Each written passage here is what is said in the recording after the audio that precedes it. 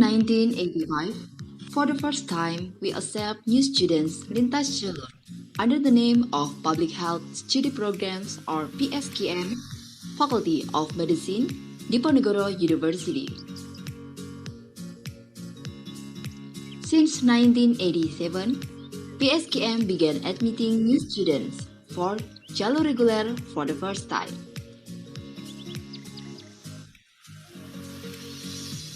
In 1993, PSKM changed to the Faculty of Public Health based on the decree of the Minister of Education and Culture of the Republic of Indonesia.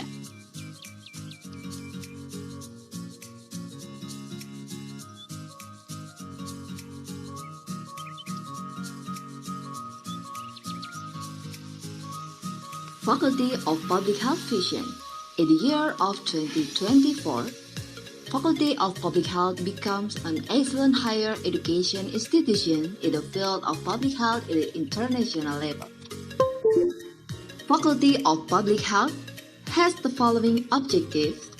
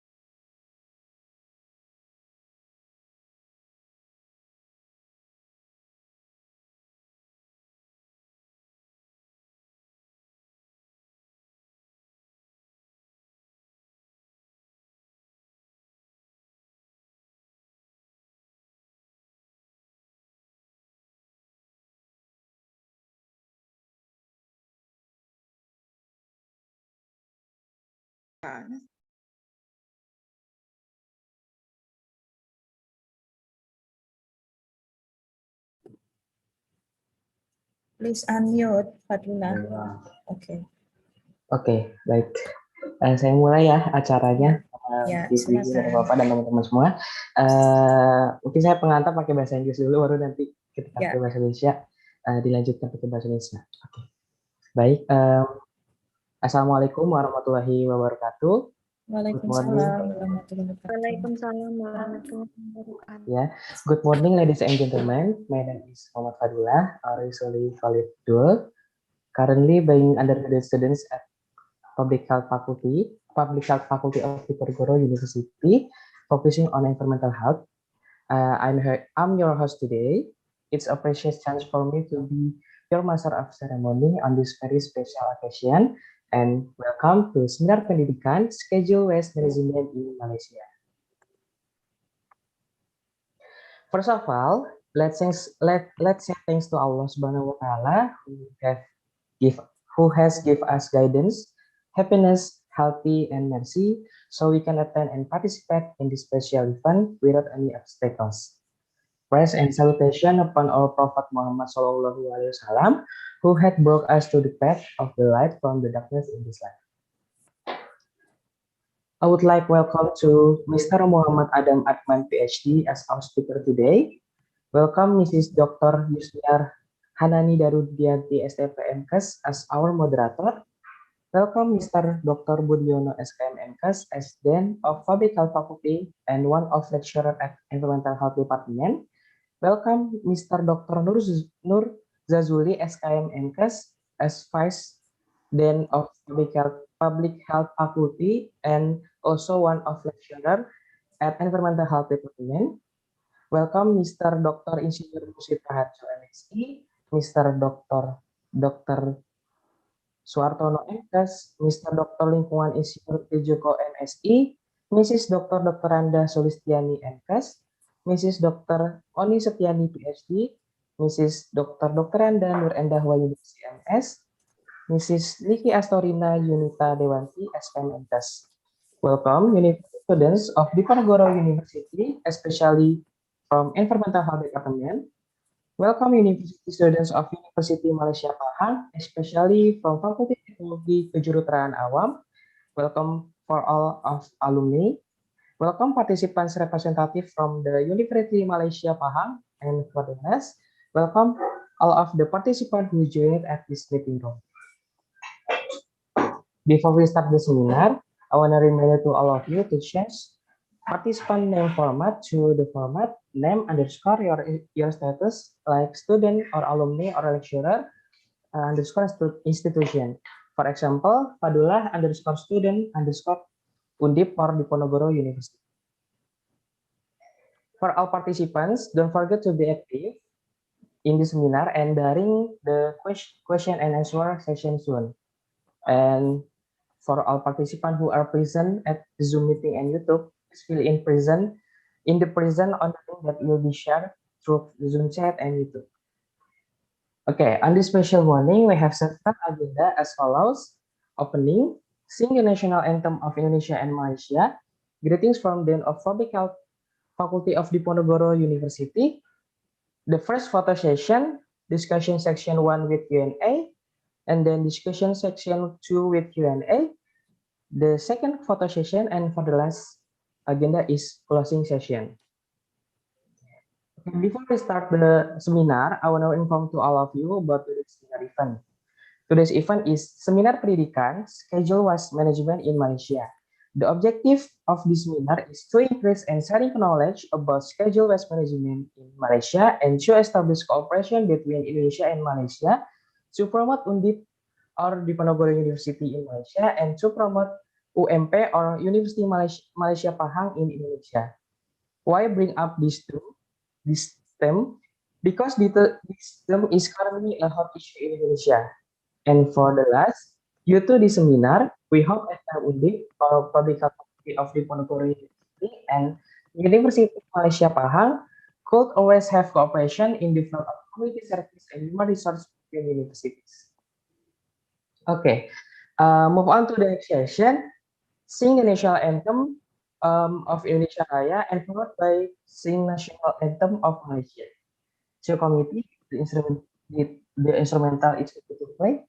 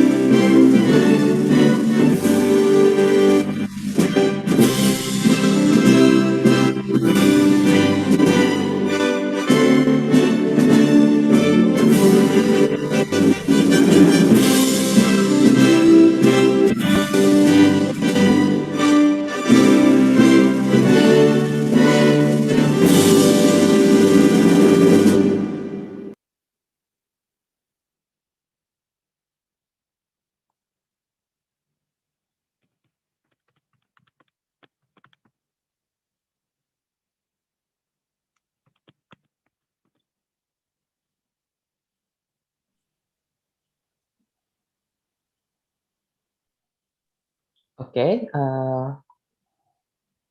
Next, we will sing the national anthem of Malaysia.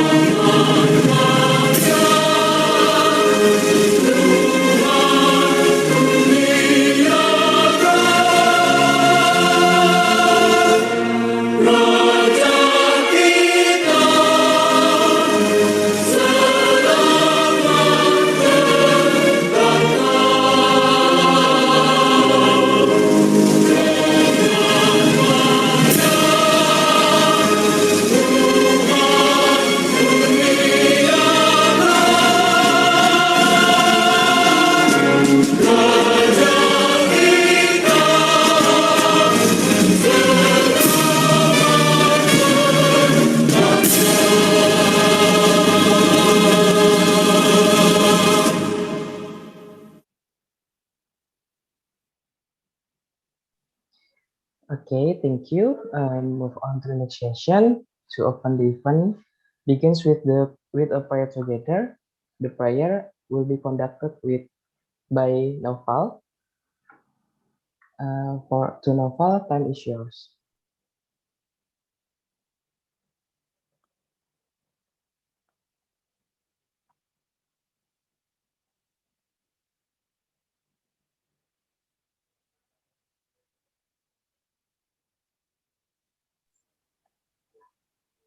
Naufal, Yes. unmute your Zoom. Okay. Okay. Assalamualaikum warahmatullahi wabarakatuh. Waalaikumsalam warahmatullahi wabarakatuh. Sebelum kita mengawali kegiatan pada pagi hari ini, marilah kita sejenak menundukkan hati dan kepala kita untuk mendekatkan diri kepada Tuhan Yang Maha Esa.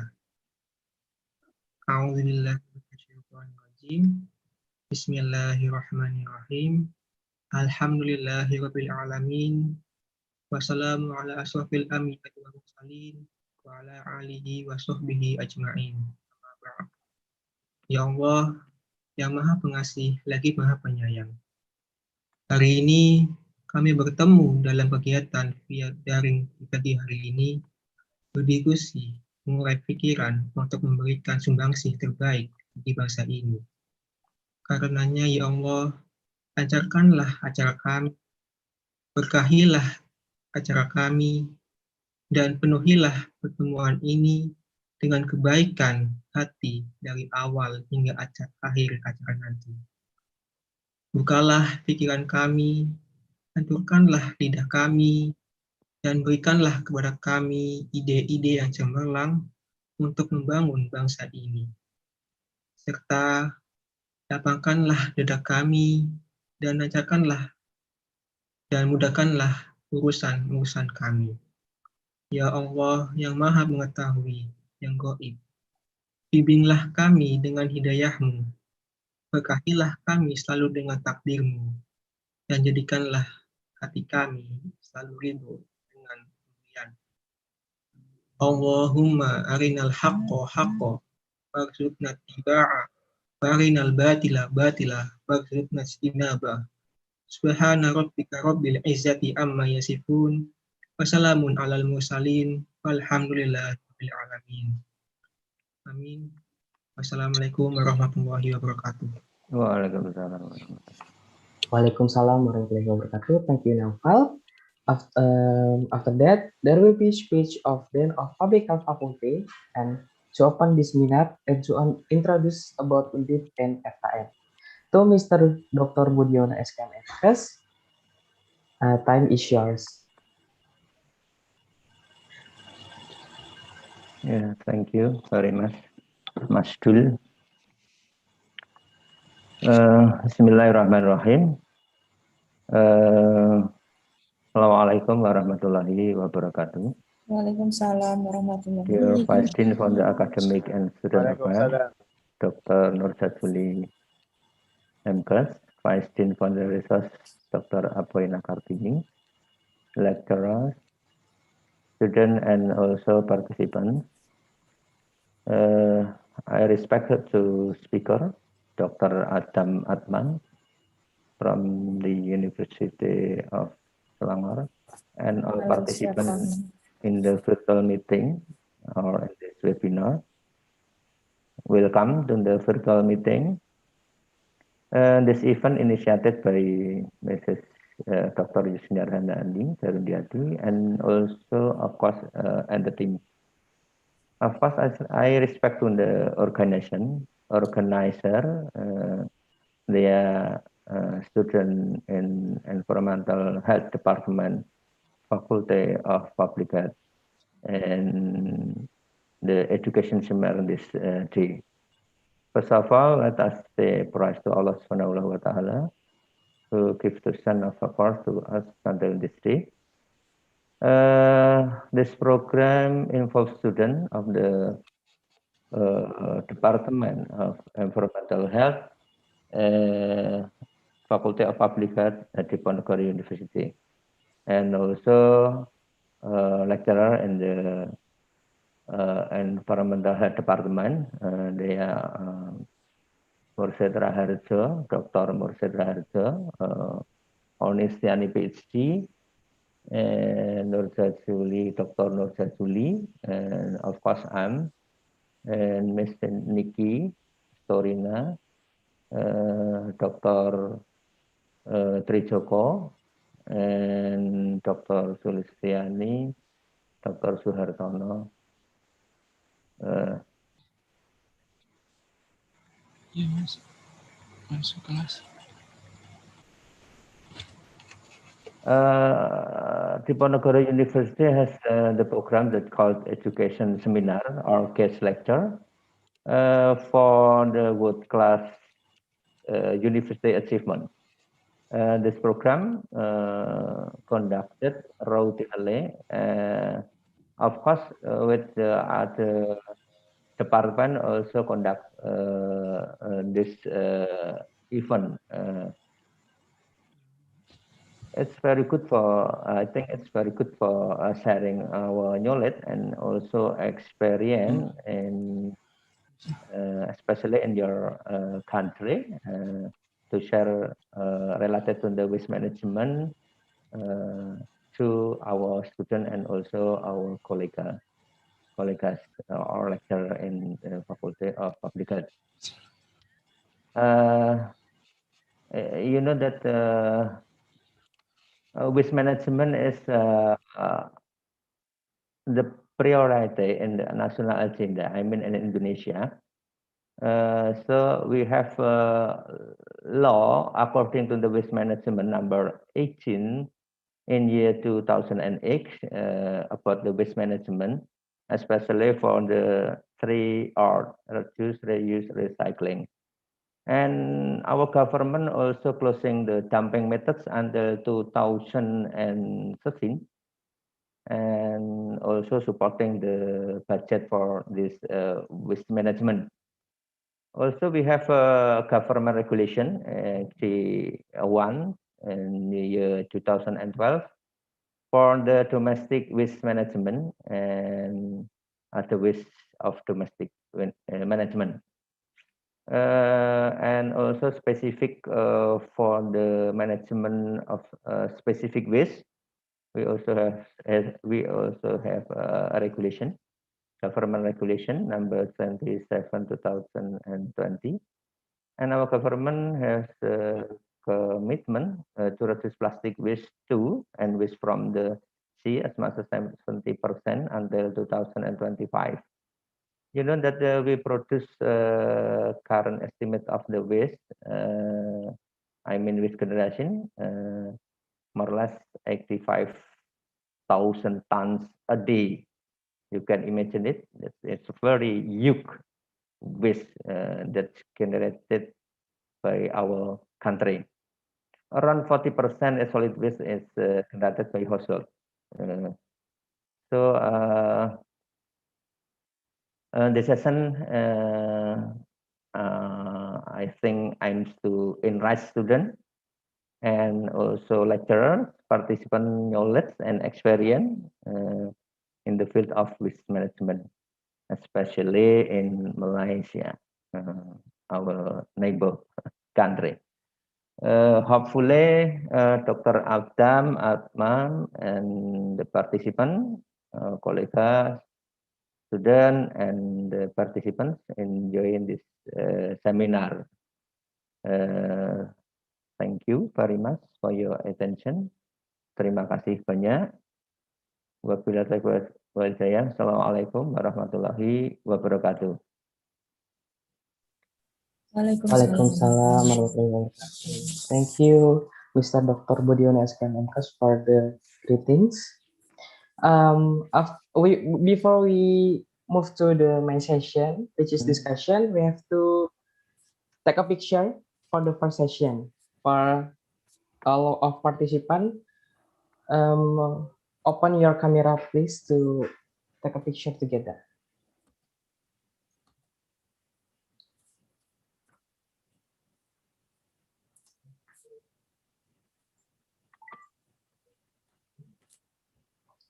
Untuk teman-teman, dipersilakan untuk open kamera ya, untuk foto bareng.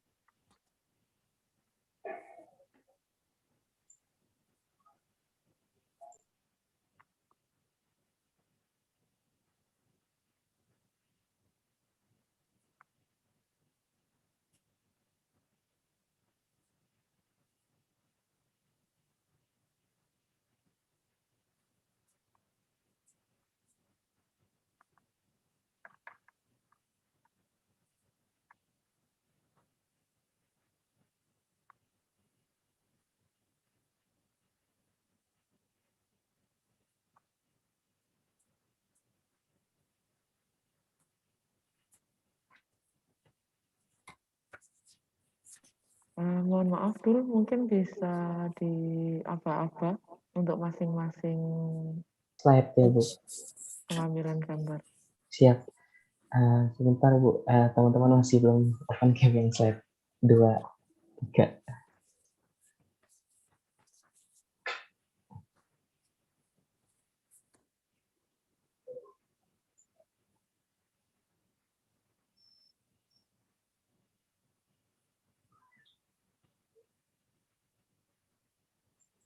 Oke teman-teman, yuk open kamera yuk sebelum kita foto bareng.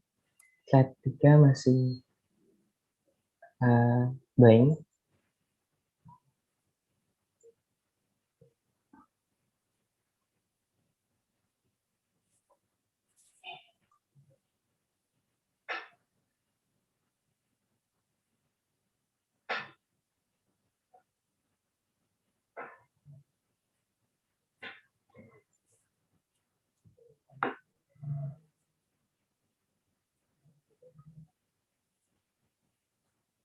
Sampai jam 9.15 ya, beberapa detik lagi kita mulai foto barengnya yang dipandu dan diabadikan oleh aku. Oke, sudah jam 9.15. Kita mulai foto barengnya. Untuk slide pertama, kita foto dulu. Untuk operator, sesuai aba-abaku ya. Oke. Looking at the camera. 3, 2, 1. Cheers.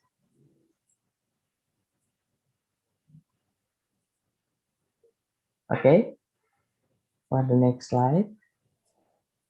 Looking at the camera. Ya. Oke. Untuk slide 2, looking at the camera. 3, 2, 1. Cheers.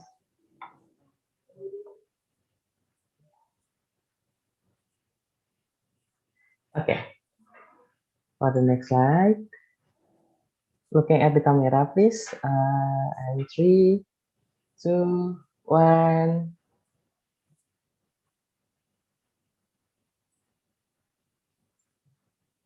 Okay, because the next slide, the camera still off. Ya, kita piloting aja.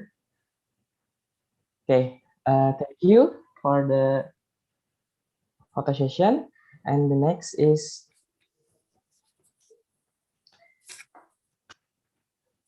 we move on the main session, which is discussion session with Mr. Mohammad Adam Adman PhD about an overview of schedule waste in Malaysia. But before we start the discussion, I'm going to introduce Mrs. Dr. Yusniar Hanani Darudianti, STPMS, as our moderator. Did Mrs. Yusniar already present at this room? Yeah. Okay. Thank you, Adwan. Mrs. Yusniar, time is yours. Okay. Thank you. Bismillahirrahmanirrahim. Assalamualaikum warahmatullahi wabarakatuh. Good morning, all participants. Welcome to this educational seminar. Let me introduce myself first. My name is Yusniar Hanani Darudianti, and I will be serving as your moderator today. First of all, I would try to read for you the view of our speaker today.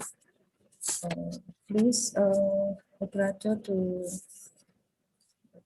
present the view of Dr. Adam. Niki, bisa ditayangkan slide-nya?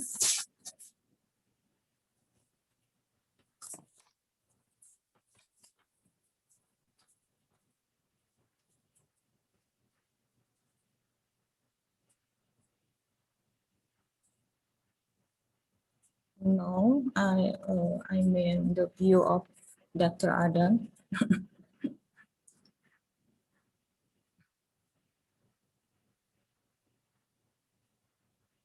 Yeah, maybe I would try read. My slide. Okay, I'm sharing with my slide now. Mohammad Adam Adman, PhD, is now he is a lecturer, senior lecturer in Fakulti of Civil Engineering Teknologi, University Malaysia, Pahang. His educational background for bachelor study, he studied at University Science of Malaysia, Penang, and for master degree, he's from Universiti Putra Malaysia, Selangor, Master in Environment, UPN, year 2008, and his doctoral degree at National University of Malaysia, UKM Medical Center, Kuala Lumpur, PhD in Community Health, or UKM, United Nations University. His research interest is about air pollution and respiratory hazardous waste management, environmental health, and occupational safety and health. And before, he's a lecturer in environmental health, occupational safety and health, medical laboratory science in Faculty of Health Science, University Selangor. But just a week ago, he's moved to University Malaysia, Pahang, just a week ago. So yeah, maybe, I don't know why. Okay, and what is it?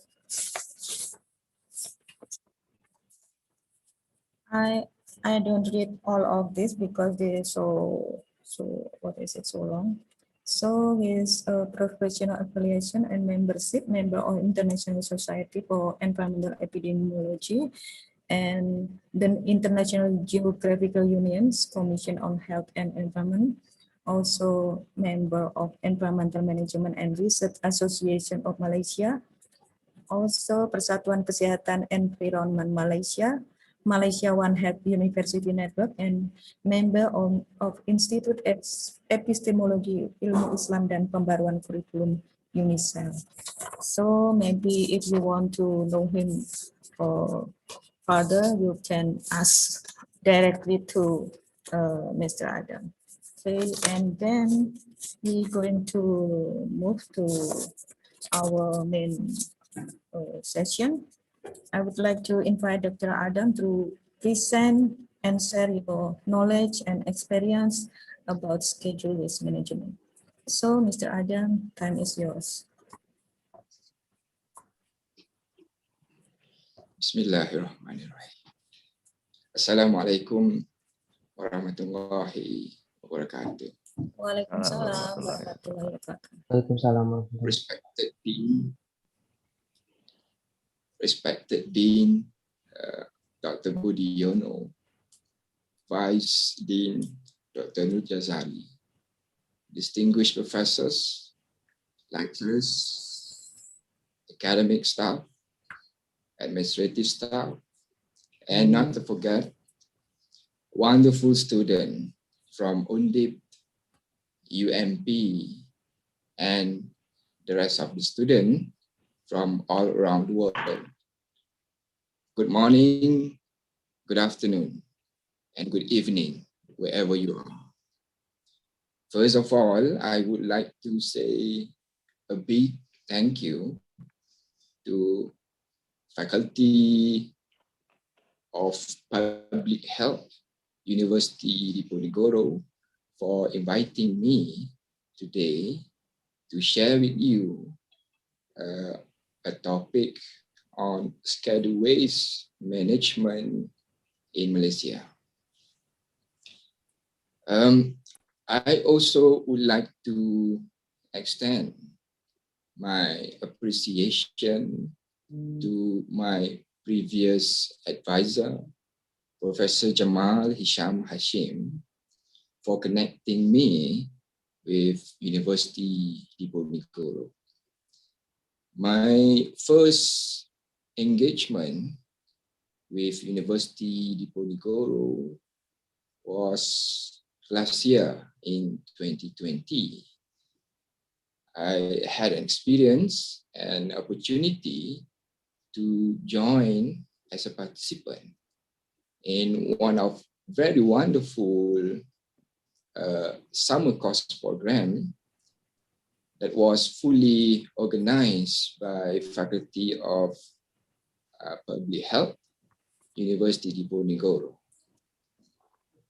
During that 10 days summer course program last year, I learned a lot of things through professors from Public Health, University Diponegoro, as well as those invited speakers from all around the world. I've been getting information with regards to health system in Indonesia, issues related to environmental health, occupational safety and health in Indonesia. I was very excited last year when I joined the summer course program organized by Faculty of Public Health. And I feel delighted that today I'm once again to be engaged with you through online. Well, right now, during the pandemic of COVID-19, I think you also may agree with me that during this hard time, COVID-19, there is also one positive. What do I mean by that is we are having more chances to be engaged through online. And I believe all of us right now, all people all around the world are using online platform.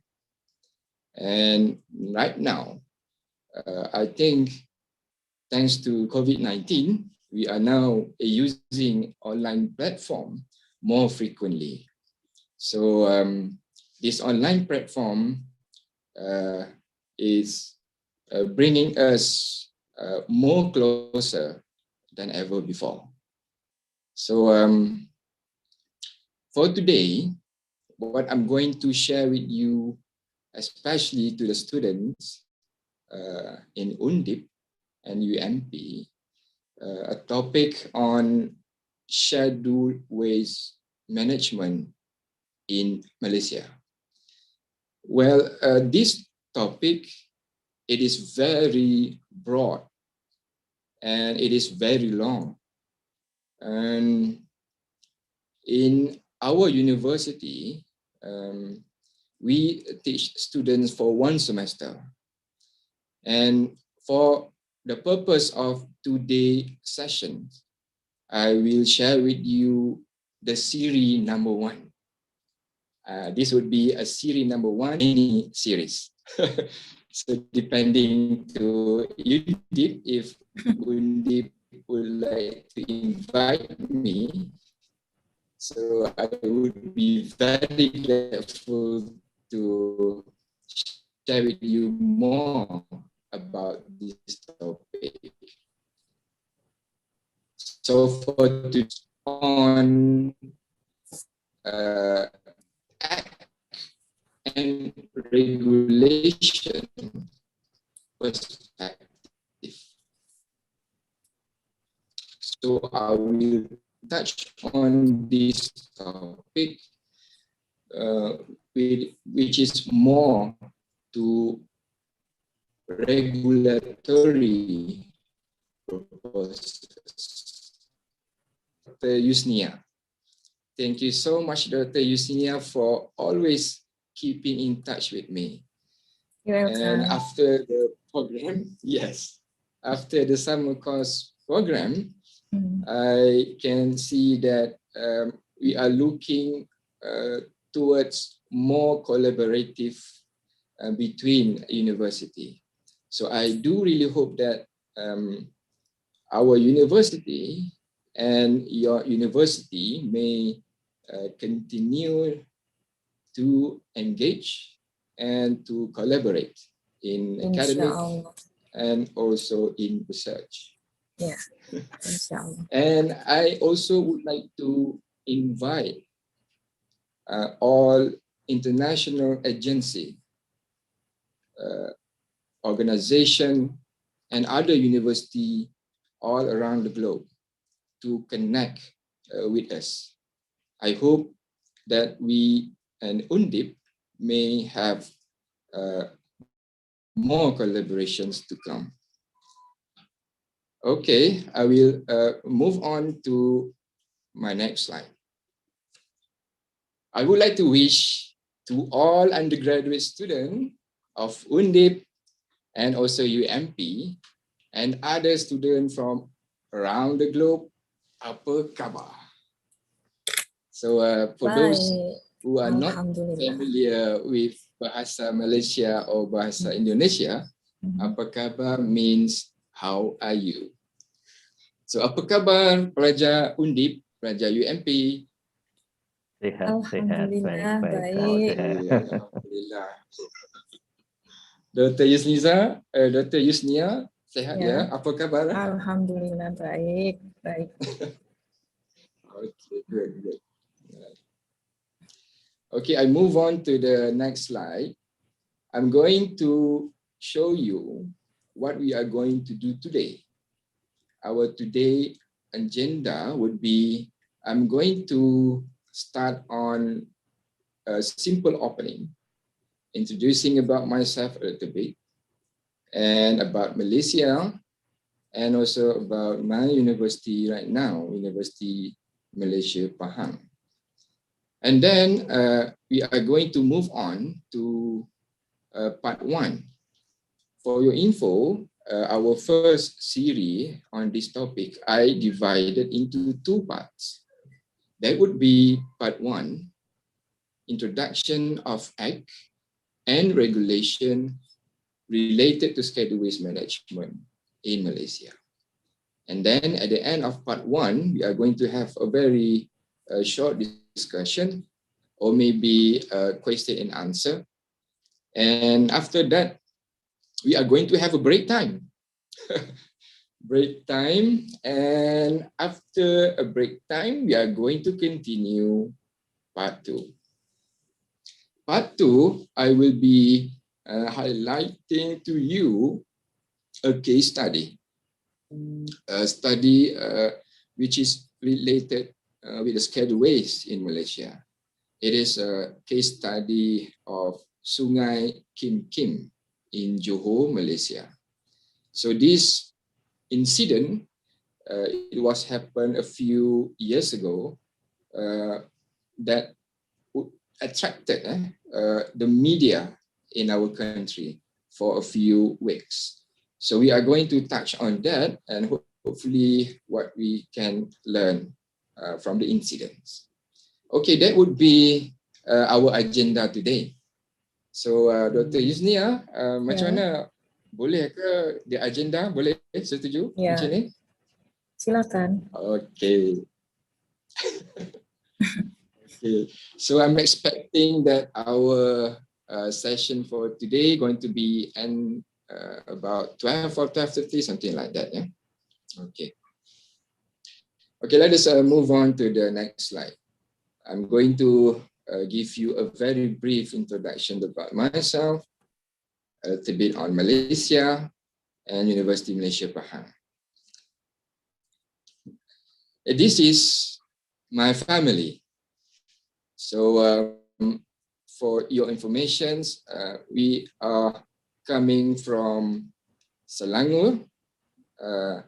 Selangor, it is located at the west coast Peninsula, Malaysia. So I was born there, and all of my children also are born in Selangor and Kuala Lumpur. So I consider myself and my children as a city people, as a city people. But right now, we move to the east coast of the Peninsula, Malaysia. We move to Pahang. Pahang is one of the states located at the east coast region of Peninsula, Malaysia. So we just moved here about 1 week ago. And the first place that we go when we move to Pahang, we go to the beach. So as you can see on the photo, this is a beach in Pantai Sepat, Kuantan, Pahang. So this Pantai Sepat is actually very, very near to my campus, to our campus in Pekan, Pahang. So one good thing about Pahang at our location here, most of the places here not so crowded compared than the city life in Kuala Lumpur or Selangor. So I think we like here more than Kuala Lumpur. And as you can see, all my children enjoy. So this week going to be my second week. So I'm not sure what's going to happen in the future, but I believe that we are going to enjoy living and staying in the East Coast region of Malaysia. Okay.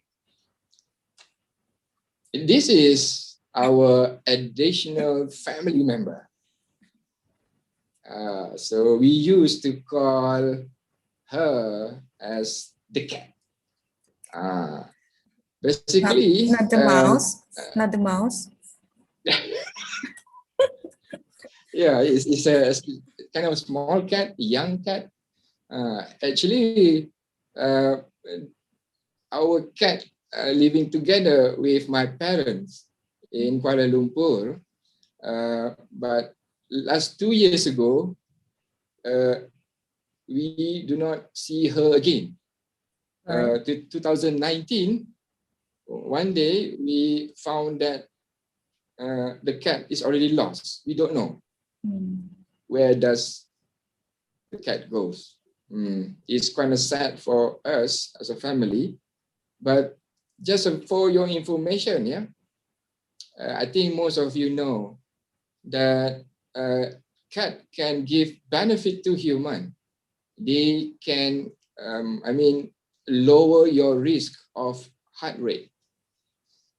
There is actually a study have found that owning a cat can lower your stress level, which is in turn will have a knock-on effect on your risk of cardiovascular disease. So owning a cat can actually lower one risk of various heart diseases, including stroke, by around 30%. So right now, when we move to Pahang, which is nearby to our campus, that is not too busy. So I think hopefully our stress level not.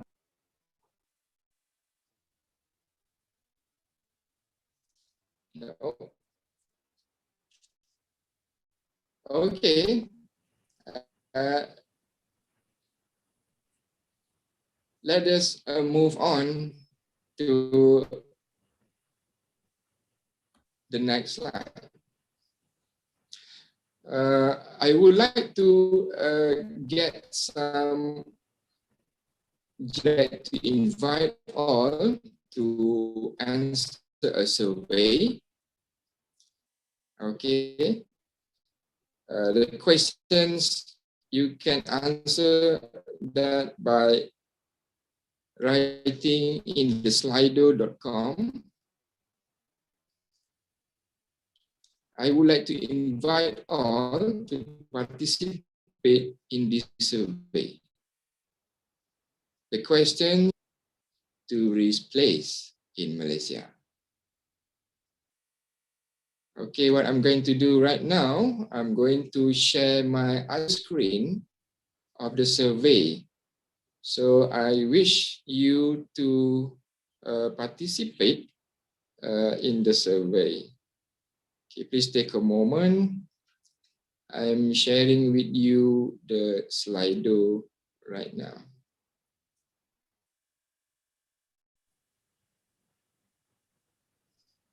Silakan participant, all of you, click join the slido.com.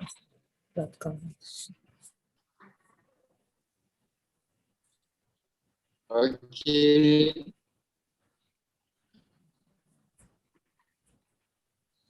Yeah.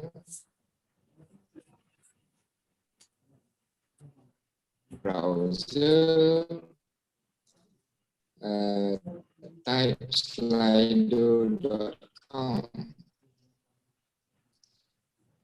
dan passwordnya 515812. The question is, have you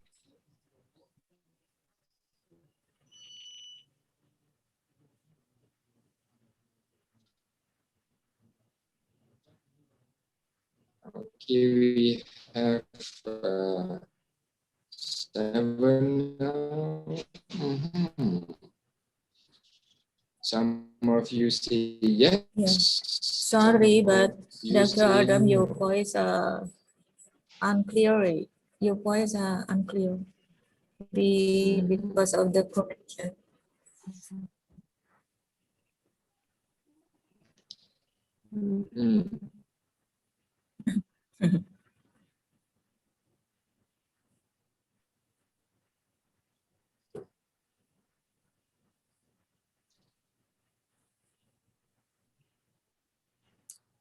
Okay. Macam mana?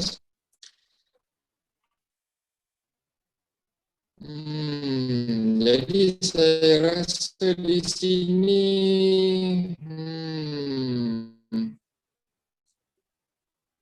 lebih kurang 50-50 ya.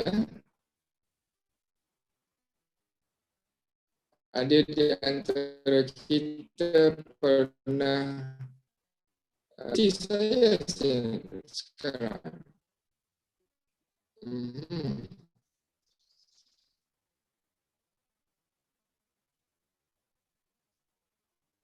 Ke Ipoh, Taman Botani,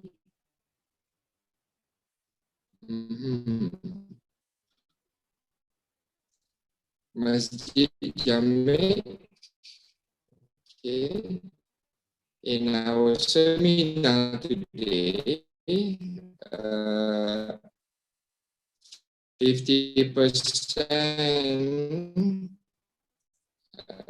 never been to Malaysia, and another half have been to Malaysia. Okay, that's good. That's good.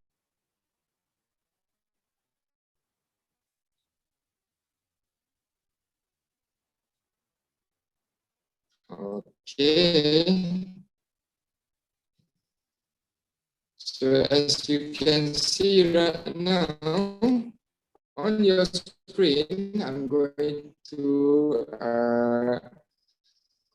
briefly explain about Malaysia. Is over 32 million.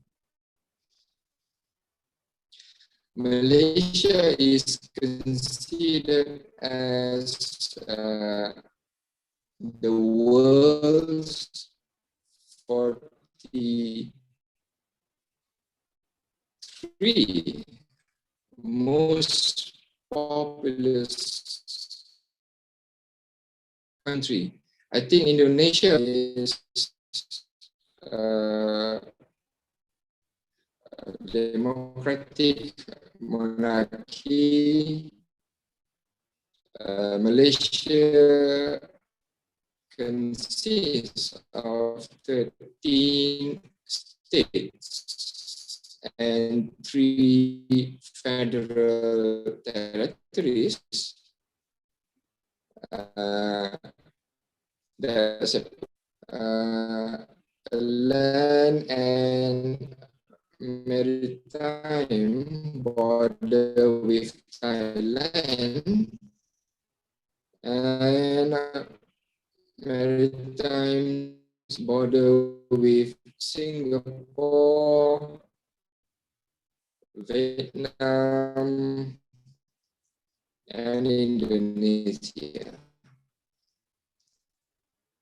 As you know, that Kuala Lumpur is our national capital and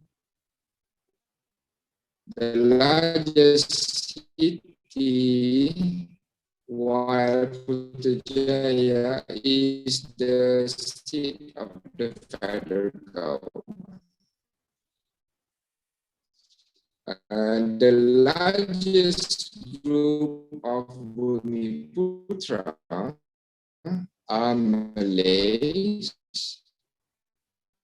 who are defined in the Constitution as Muslims who practice Malay custom and culture, which includes Iban, Bidayu, Orang Ulu, Kadazan, Balana, Baja, and others. There are also 2 other pada non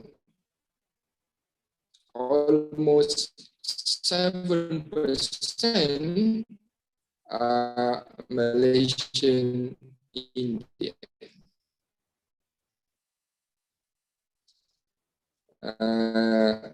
The local Chinese have historically been more dominant. Majority in between 15 to 64%, and median age it is about 29.2 years. Okay, there's. Sorry, Dr. Adam. As Okay. we can hear you clearly, could you refresh your connection so we can hear you clearly?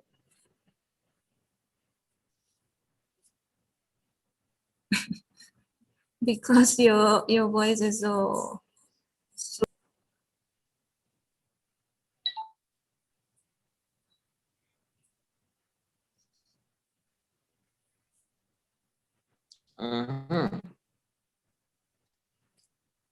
Maybe Cyril can help us.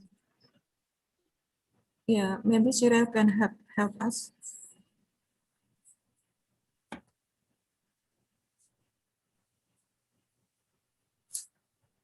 Let me stop for a while and check my connections.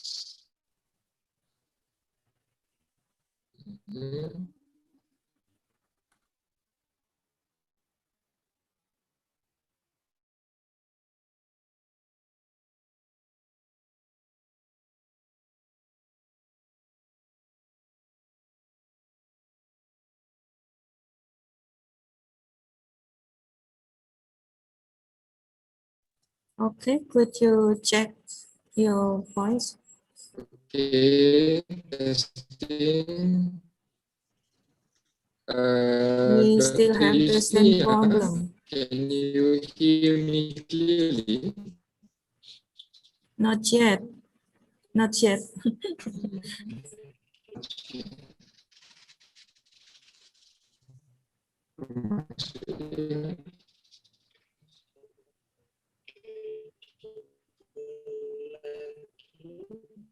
Sorry for all participants because we have a connection problem. Please be patient.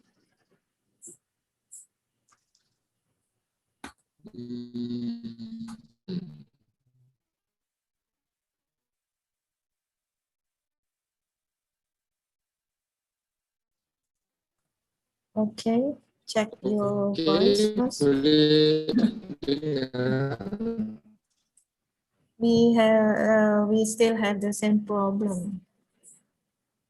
Could you use other connection? Maybe you have other link connection.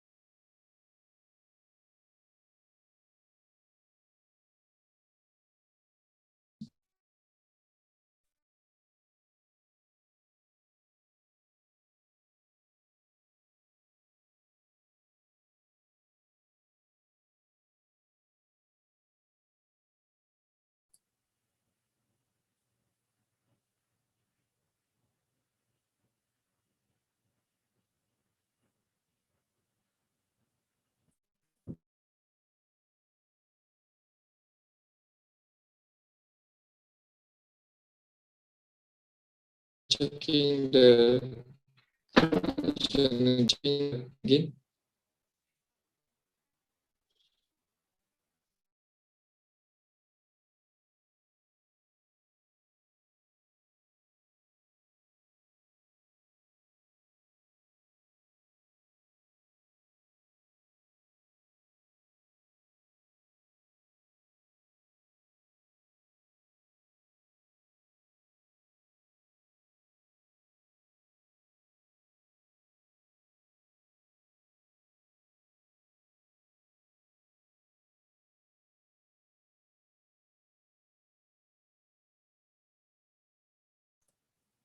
To all participants, don't forget to fill the presence link below.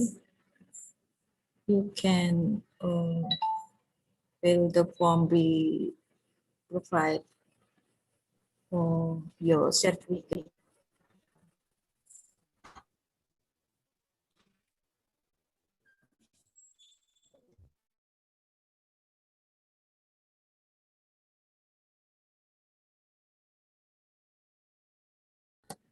Okay, we have to wait because of the connection. Okay, I will share the link.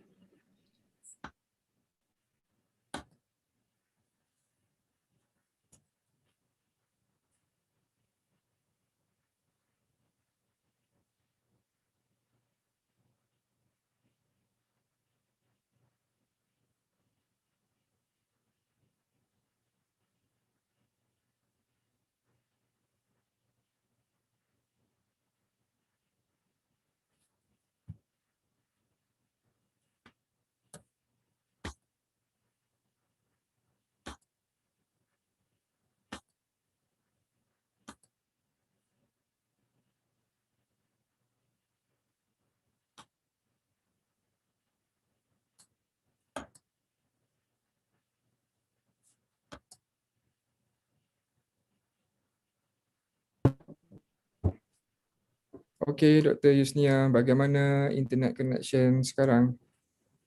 Alhamdulillah, Boleh ke? it's clear. Ya. Oke, silakan.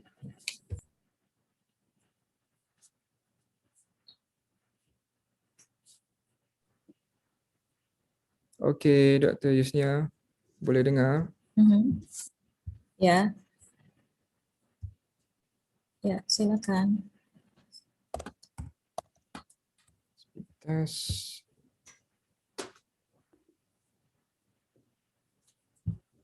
Okey, cantik ni.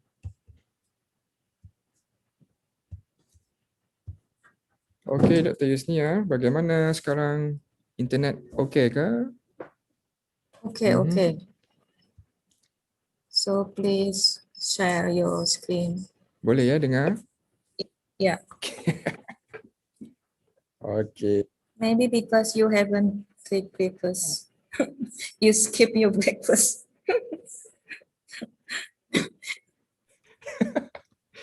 Yeah, probably you are right. Maybe I haven't taken my proper breakfast yet. Yeah. Okay. So macam mana now? Okay ke voice testing 1 2 3. Yeah, your voice is Clear? clear. Is it better right now? Yeah. Okay, nice. Okay, I'm sharing with you my Your slide. presentation.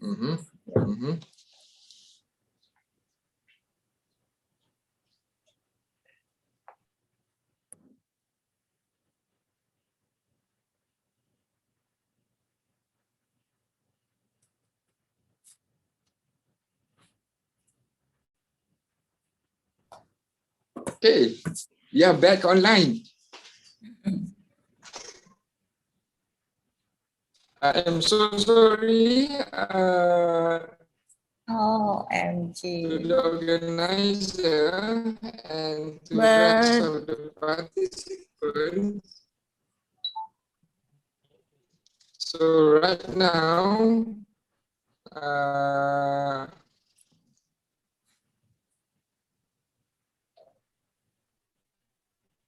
Dr. Yusnia. It's unclear again. Your voice is unclear again. Unclear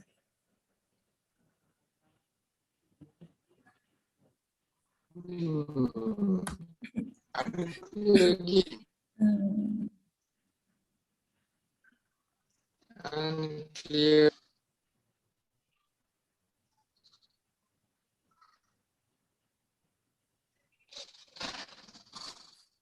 Is it okay right now? Can I proceed?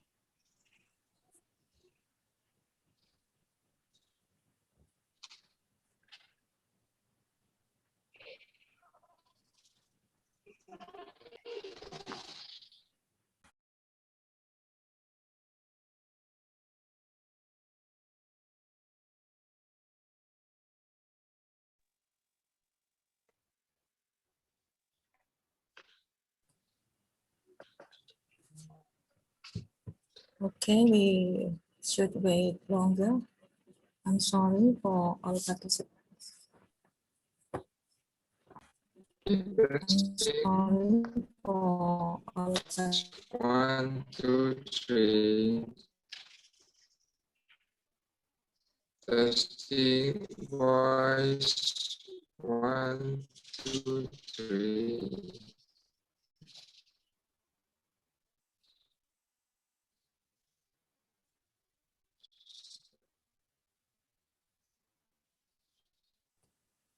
Oke, bagaimana Dr. Yusnia? Boleh dengar?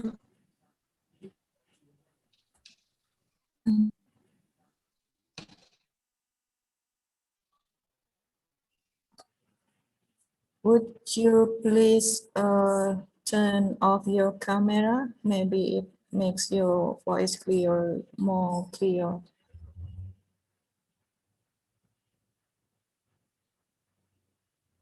Video.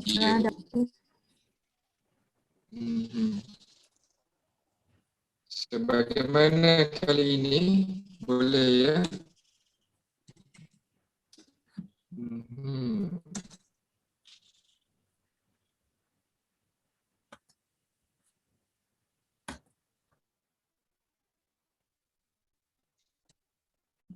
So, boleh dengar ke?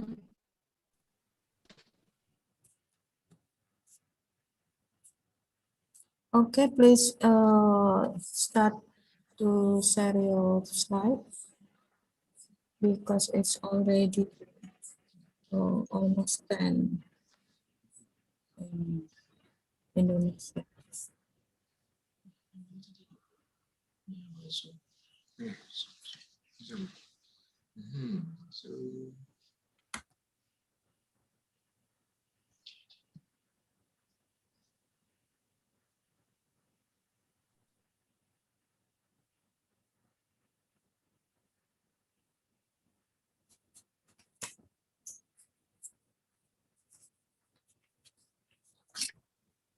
Okay, Dr. Yusnia boleh dengar dengan jelas. Saya akan teruskan. Ya, alhamdulillah. Silakan. Okey, baiklah. Saya akan teruskan.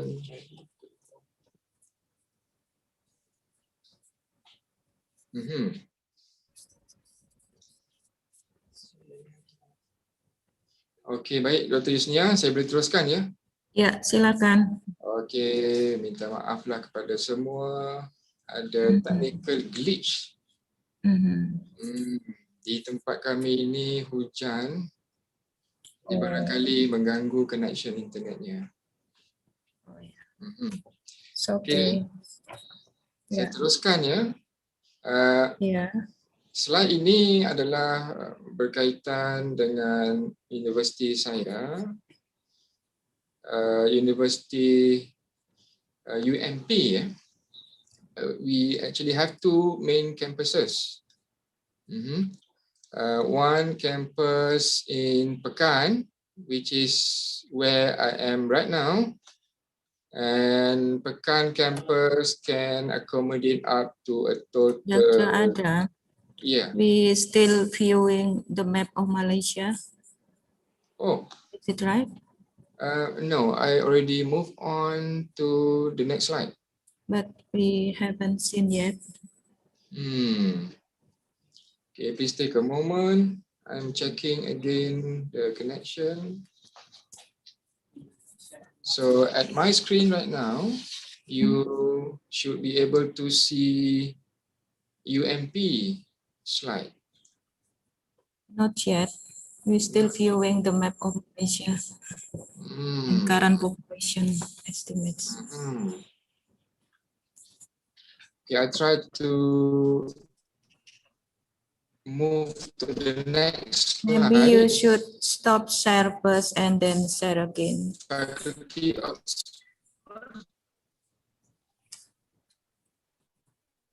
Okay, what I'm doing right now, I'm stop sharing.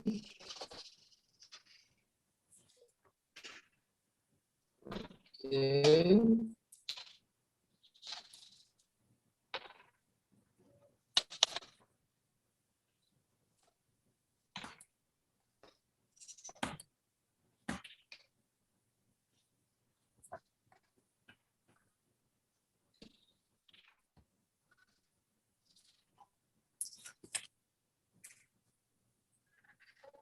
Okay, bagaimana ini? Yeah, okay. The slide is about Faculty of Civil Engineering Technology. Boleh Okay, nampak? please continue. Boleh.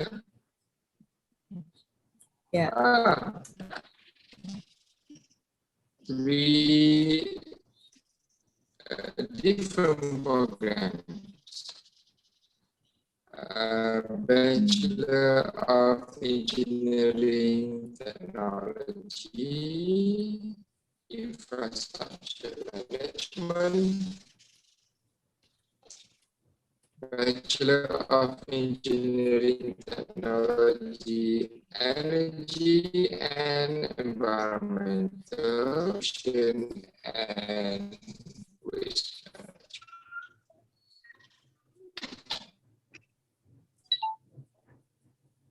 Okay,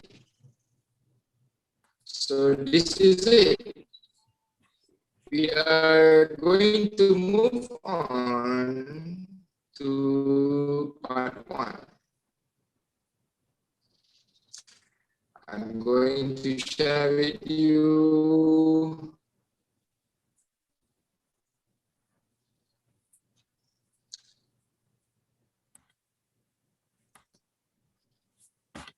Oke, jadi saya teruskan. Saya ingin lakukan survei yang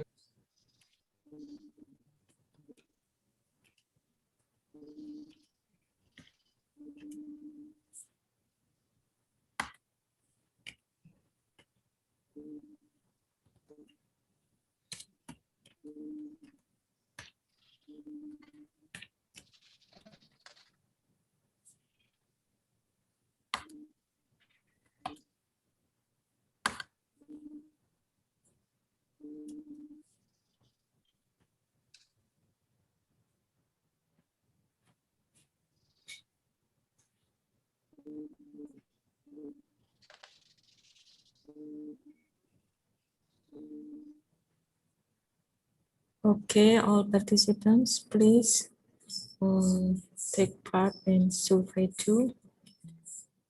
Which country are you from? And are you student or staff?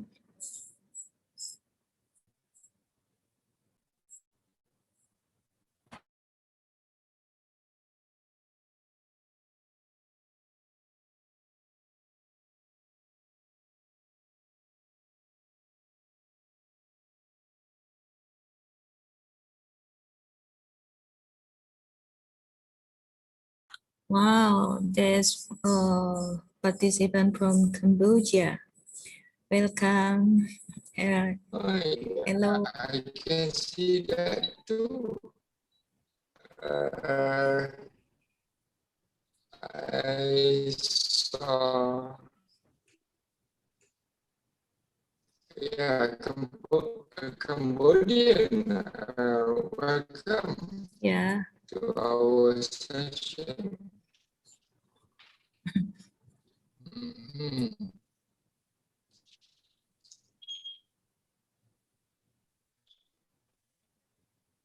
Your student also. Okay. From UM.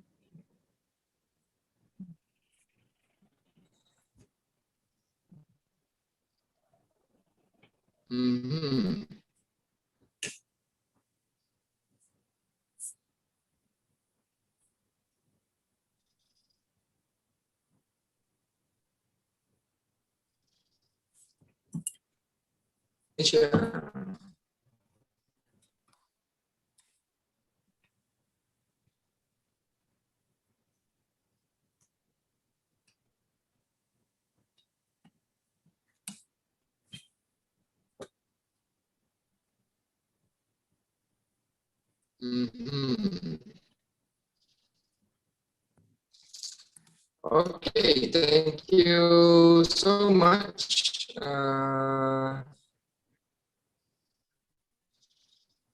There you go. Okay, right now you able to see my screen. Okay, Dr. Yusnia, you can see the outcome, 3 outcome. Yeah. Yeah, we can see. Okay, outcome number 2. At the end of part 1, you will be able to state the name of act and regulation related to scheduled waste in Malaysia. And lastly, the third outcome is you will be able to describe the legal definition of scheduled waste in Malaysia. Objektif kita untuk part 1 ini ya. Saya akan teruskan. Okey, baik. Apa yang anda lihat di skrin sekarang ini, why we are focusing to scheduled waste, as mentioned by the Dean, Dr. Just now, Budiono. Yeah, Dr. Budiono mentioned that it is a very important topic, kan? With regards to scheduled waste. So as you can see, if we do not manage scheduled waste properly, they can affect our health. I think Dr. Yusnia know this very well. So as you can see, those pollutants can make people falling ill. So some of the heavy metal that coming from the waste might cause cancer as well. So this what we touch on more detail later on part 2. So a case study in Sungai. Okay, in Malaysia, the governance of scheduled waste, it falls under the Ministry of Environment and 12 different agencies under the ministry. So as you can see on the screen is the Department of Irrigation and Drainage, and of course Department of Environment, and Malaysian Meteorological Department. And we have here the sewage services department, and this one is the bahagian bekalan air water supply division, and we have SPAN, Suruhanjaya Perkhidmatan Air Negara, and Indah Water Consortium, Biosafety. And we have another one, National Water Research Institute of Malaysia, NARIM. And we have the aset, Pengurusan Aset Air Berhad. Dan kita ada juga di bawah kementerian yang sama, Malaysian Green Technology and Climate Change Center. And lastly, under the same kementerian is Sultan Mizan Antarctic Research Foundation. So in Malaysia, the governance of, when we're talking about waste, will be fall under Jabatan Alam Sekitar, Department of Environment, under the Ministry of Environment and Water. So I'm not sure about in Indonesia, Dr. Yusnia, at ministry level, what does they call in Indonesia? Yeah, in ministry level is Kementerian Lingkungan Hidup dan Kehutanan. We are under the Ministry of. Oh, okay. Yeah. What about the departmental level? Kalau kami di sini Jabatan Alam Sekitar, kalau departmental level di Indonesia? Yeah, I think it's in the agency of environmental and forestry. Ya, jadi saya kira lebih kurang sama dengan Yeah. Malaysia. So I would like to stress again, in Malaysia, the enforcement department, that is Jabatan Alam Sekitar Malaysia. Okay, we move on. I'm going to touch on the act now. In Malaysia, the main act, the principal act that control shadow waste in Malaysia, we call as Environmental Quality Act 1974. Or in short, we usually call as EQA 1974. So this is our principal act. Basically, this act generally relating to the prevention, abatement, control of pollution, and enhancement of the environment, and for purposes connected therewith. So basically, Dr. Yusnia and the rest of the participants, in the case of Malaysia, when we talking about shadow waste, so it will falls under this act, EQA 1974. Yes. So this would be the principal act. However, as I mentioned earlier, in the principal act, it will covers not only shadow waste, but it also covers with the rest of other pollution sources. For example, like the air pollution, water, noise, so on and so forth. Dr. Adam, Yes? maybe not of all the participants has same definition or meaning about Yes. schedule waste. So would you please describe to us what is schedule waste first? Okay, that's good. That's good. I'm going to touch that in the next few slides. Okay. Oh yeah. If you allow me, I can jump into the specific slide if you want to know what is shadow waste, or you want to wait for the slides? Yes, we will wait. Oh, okay, all right. So I will carry on, yeah? Yeah. Okay, as I mentioned earlier, in the Principal Act, there are so many sections, as like your regulation in Indonesia and other countries, I believe would be the same.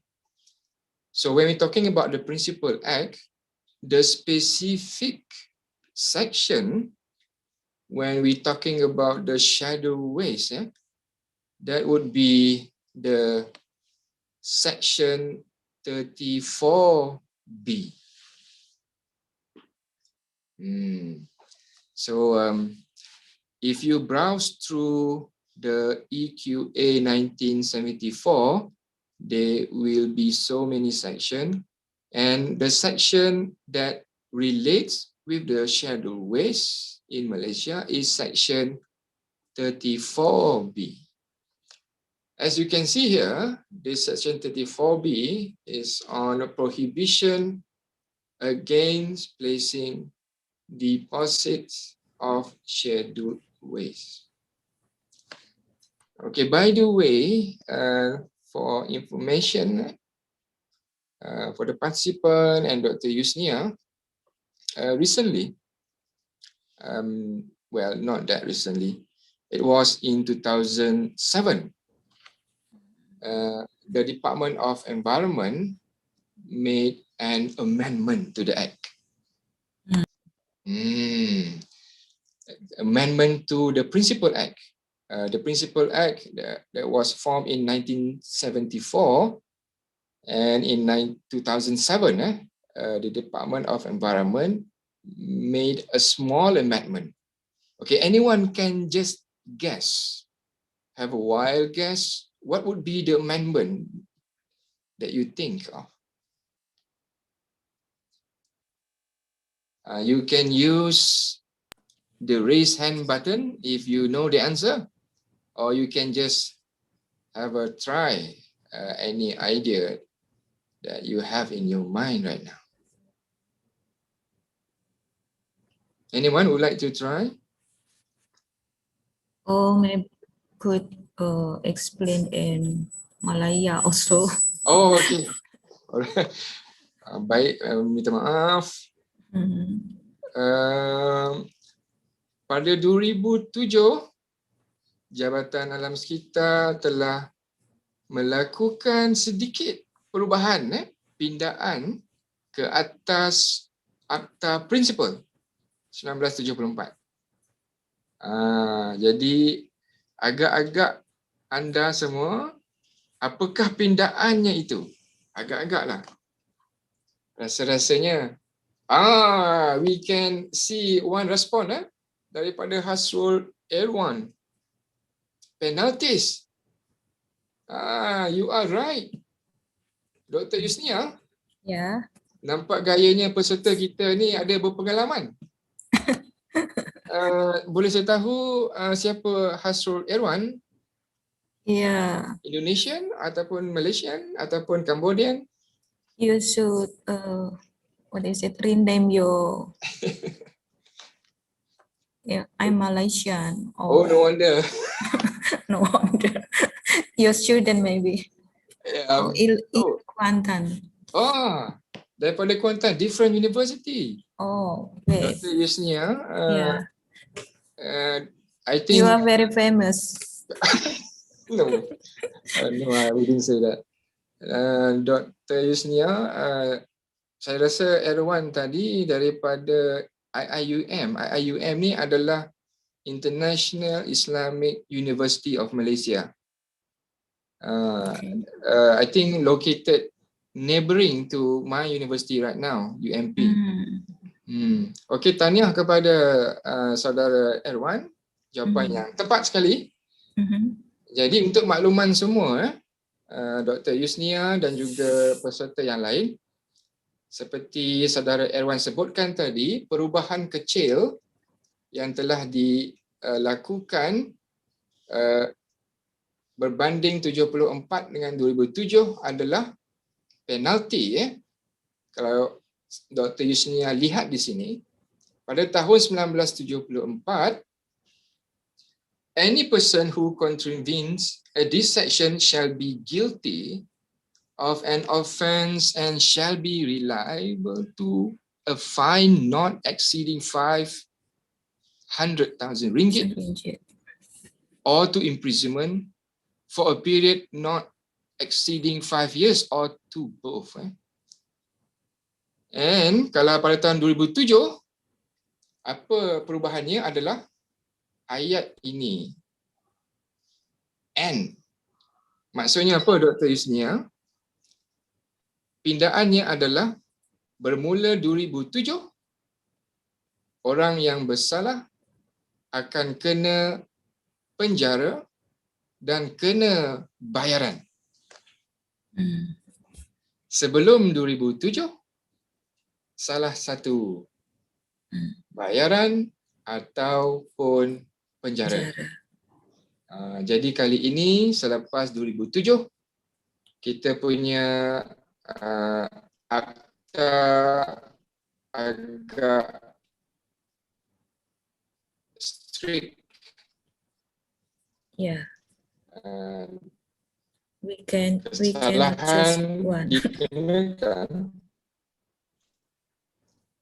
kedua-duanya dan get feedback from our friend from Indonesia.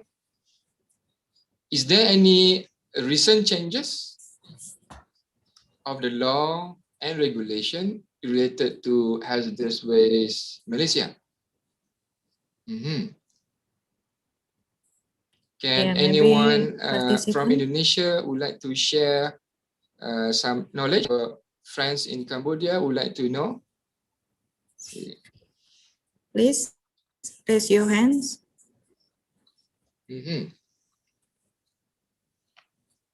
Or you Maybe can. it's not long ago. Yeah. So, bagaimana Dr. Yusnia, ada perubahan jugakah ataupun tidak? It's about a week ago. About a week ago, fly seriously? Yeah. About That's fly very S and bottom S.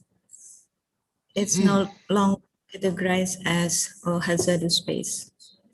Okay. You mean the changes of the definition? Is that right? Yeah. About fly S and bottom S from coal or the fire plant, electricity plant. Okay. All right. Thank you so much, Dr. Yusnia, for the information. Okay, right now, what I'm going to do now is to show you what would be the specific regulation. Dr. Yusnia, tadi kita bincang akta utama, the Principal Act. Jadi dalam Principal Act tersebut, dia covers banyak komponen alam sekitar. Tetapi slide ini saya ingin kongsikan ada satu peraturan, regulation yang fokus 100% to shadow waste. Okey, jadi untuk makluman semua para peserta, nama peraturan itu yang berkaitan dengan spesifik schedule waste adalah Environmental Quality Schedule Waste Regulation 2005. Jadi untuk makluman semua, sebenarnya peraturan 2005 ini adalah elaboration daripada section 34B tadi, daripada the Principal Act. Jadi saya harap semua jelas dalam perkara ini. Dalam akta utama EQA 1974 tu tadi, section yang berkaitan adalah section 34B. Dan daripada Section 3/4B itu, terlahirlah peraturan yang lebih spesifik, iaitu Environmental Quality Schedule Waste Regulation 2005. Okey, untuk makluman semua, sebenarnya Regulation 2005 ini diperkenalkan pada tahun itu bagi menggantikan peraturan 1989. So Dr. Yusnia, in Malaysia, before this, we used to have spesifik peraturan bermula tahun 1989. Kemudian, pada tahun 2005, jabatan telah revamp, mengubah peraturan, pelaksanaan peraturan yang baru bermula 2005. Okey. Jadi, saya ingin melakukan aktiviti sekarang ini. Boleh ya? I would like to invite all participants. Let us do together a hands-on activity. What I'm going to do now is to demonstrate where you can get the material, the regulation that I just mentioned just now. So I'm going to go through where you can download. You can download it freely from the DOE website. Okay, everyone, are you ready? We do some hands-on activity. Later, we need to use that for the following slide. Boleh ya? Okay, what I'm going to do now, I'm going to stop sharing and share with you the website. So, to those who are using laptops or PC, you can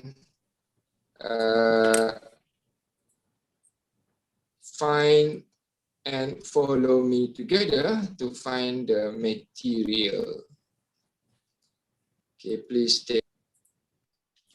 So, Dr. Yusnia, kalau sudi, boleh juga kita ini.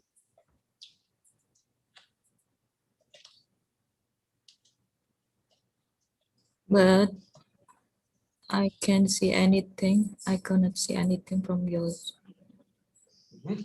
You haven't shared your screen, I think. Okay. Please take a moment. Okay. Website DOE.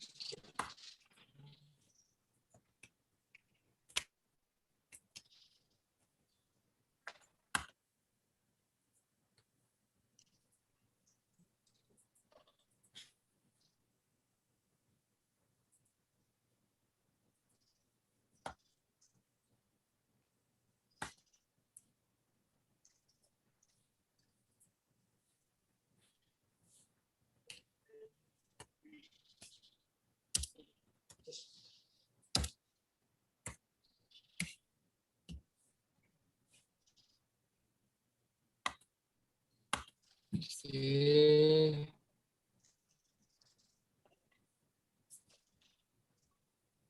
Let me try again the website. Can I access it now? Please take a moment. Okay, great. Okay, now I'm sharing. Okay, you can see on your screen right now. Yeah. Website.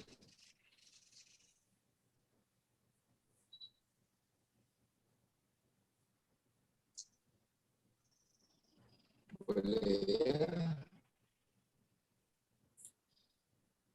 Can you send the let's link do to chat some room? hands-on where you can paste.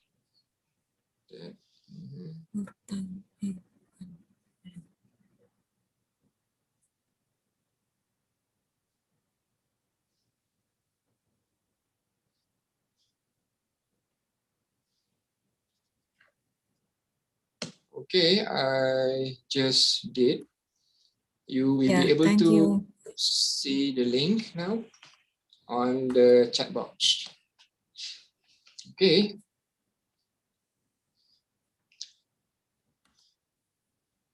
Okay, right now, once you're able to go to the website, so please see this tab about DOE. Do you see this? Yeah. Okay. And you can see section legislation. Okay. All right. Legislation. So from here, you can see there are a list, act, rule, regulation, order. Yeah. So just now I mentioned is the regulation. So you can click here. Okay, please click at the regulation. There you go. So here is the full list of all regulation under the Department of Environment. So as you can see here, it have regulation on clean air, schedule waste, prescribed premises, and many more. So now we would like to focus to our topic, schedule waste. So where you can go, try to find the list, environmental quality schedule waste 2005. 2005. 2005. So anybody able to find that list? Okay, here. I already find it. What about you, Dr. Yusnia? Would you able to find that? Still searching. It's somewhere the list in the middle of the main list.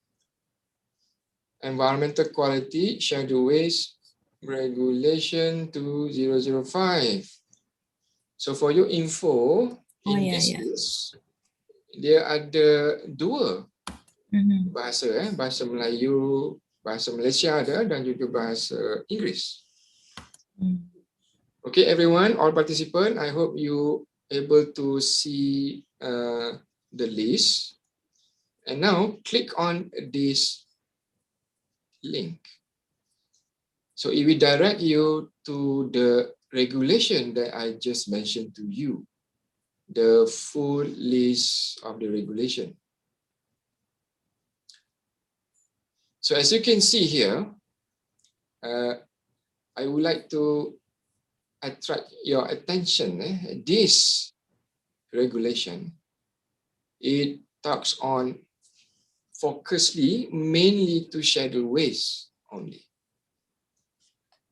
So what I'm going to say here, in our country, the management of schedule waste will be always refer to this regulation.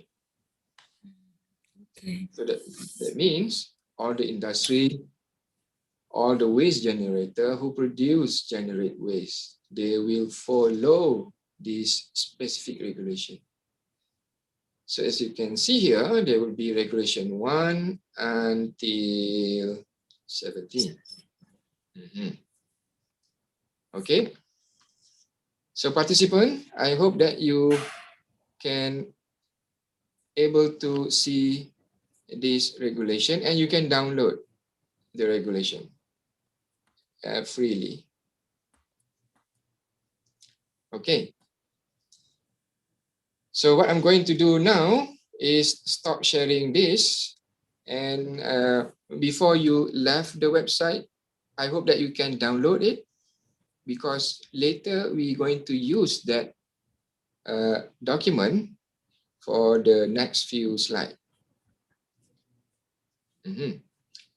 So I'm going back to my slide now.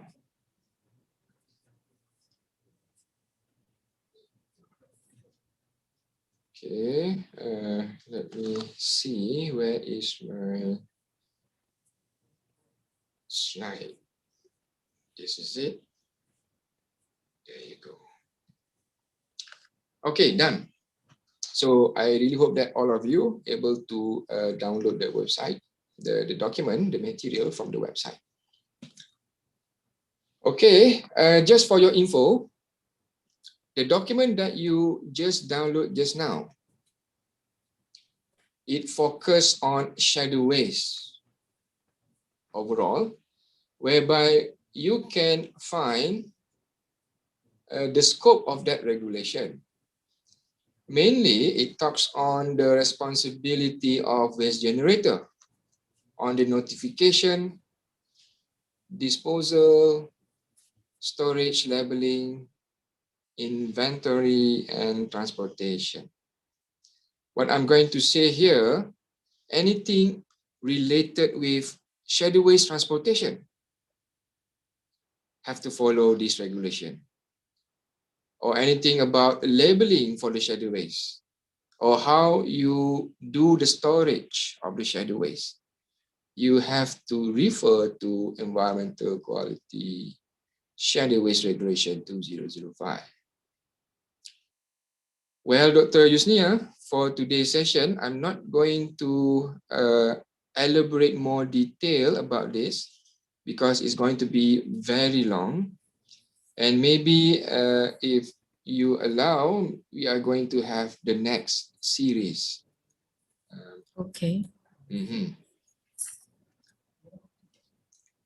Okay, coming back to your question, Dr. Yusnia. Yeah. Okay, what is the definition of shadow waste in general? As you can see here on the slide, any waste that possess hazardous characteristic and have the potential to adversely affect to the public health and environment. So this is a definition by Department of Environment. As you can see, any kind of waste possess of hazardous characteristic, the first keyword. The second keyword is potentially to adverse effect, that's the second keyword, to public health, to human and environment. Human and to the environment. So that means, so this is definition on shadow waste in general. However, Dr. Yusnia, remember just now you download the material, the regulation. I did. Under that regulation, it has the legal definition. The legal definition of shadow waste according to the Environmental Quality Shadow Waste Regulation 2005. Okay, right now, I would like to address to all the participants.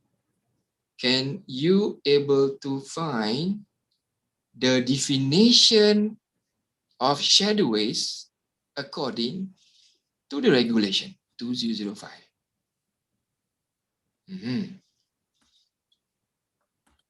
Okay, anyone? To those who already anyone, download, please raise hand. Come on. you can refer to the download Aurora document. Noor, raise hand. That's good. Can you tell us audio, by using the audio, what is the definition of shadow waste? According to the EU Shadow Waste Regulation for 2005, scheduled waste means any waste falling within the categories of waste listed in the first schedule. Yeah, Aurora, thank you so much. You pointed perfectly. You're from public health Undip. Is that right, Aurora? Yes. Oh, okay. Dr. Yusnia, you have a very bright student. Yay. Congratulations. That is right. Congrats, Aurora. Yes, scheduled waste, the legal definition means you can find this in the document that you just downloaded just now. Any waste falling the categories of waste listed in the first schedule. So this is a uniqueness in our country. The definition is referring to a schedule, first schedule. So I really hope that all the participants can scroll down the material. You can find the first schedule like this. Okay, remember just now our friend Aurora mentioned any waste falling under first schedule, and this is the first schedule. Just an example, this is the category 1, SW1, waste, metal and metal bearing waste. So we have another type of the schedule waste, waste containing arsenic or its compound. So the waste code is SW110. And the following code, 102, representing for the waste of lead acid batteries in whole or crushed form. So Aurora, if you observe carefully in the same document just now, you can scroll down and find first schedule, and you can see the whole list of schedule waste. So what I'm going to say here, in Malaysia, only that list is considered as schedule waste. If there is no in the list, that means it is not schedule waste.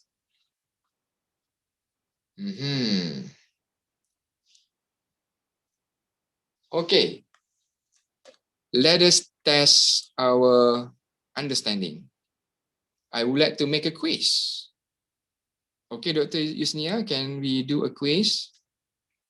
Okay, by referring to the material that you just downloaded just now. Okay. My question, quiz 1. How many categories and type of schedule waste listed in the first schedule?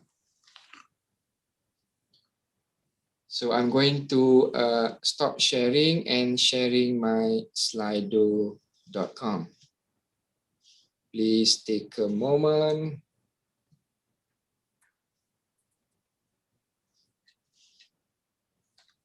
So guys, I really hope that you can join in the quiz. Let me see, where is my website just now? This is it. Okay.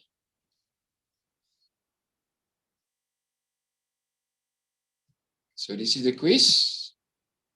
Let's join the quiz. Everyone, ready? Okay, everybody, join the quiz. Join the quiz.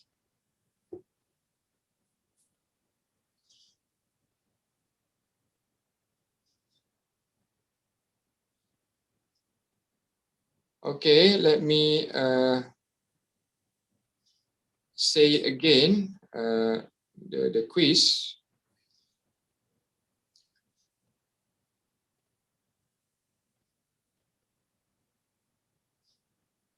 Okay, the question is, how many categories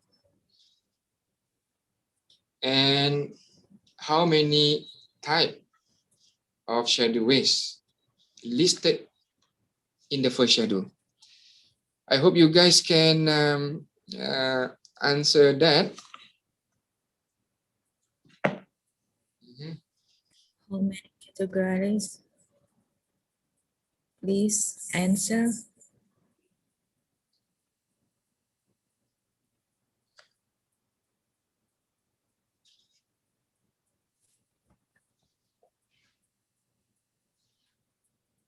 Billy Febrian. His hand.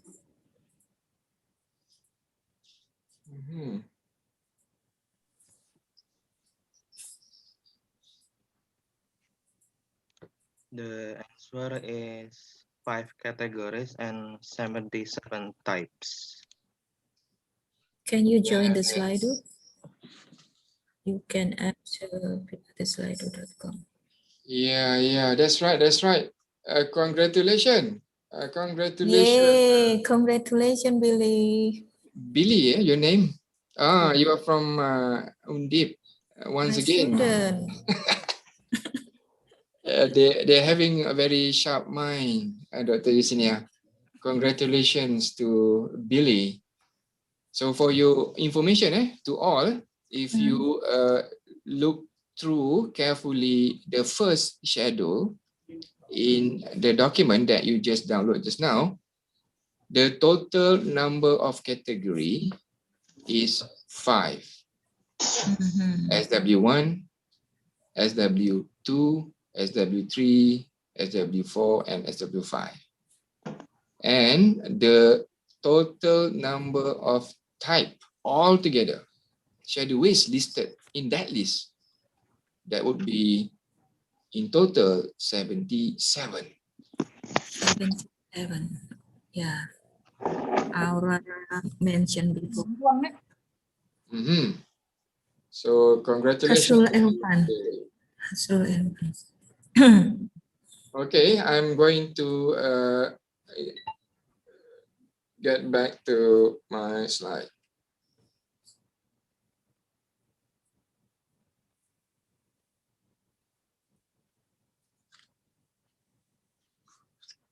I just would like to give a very brief impression to everyone.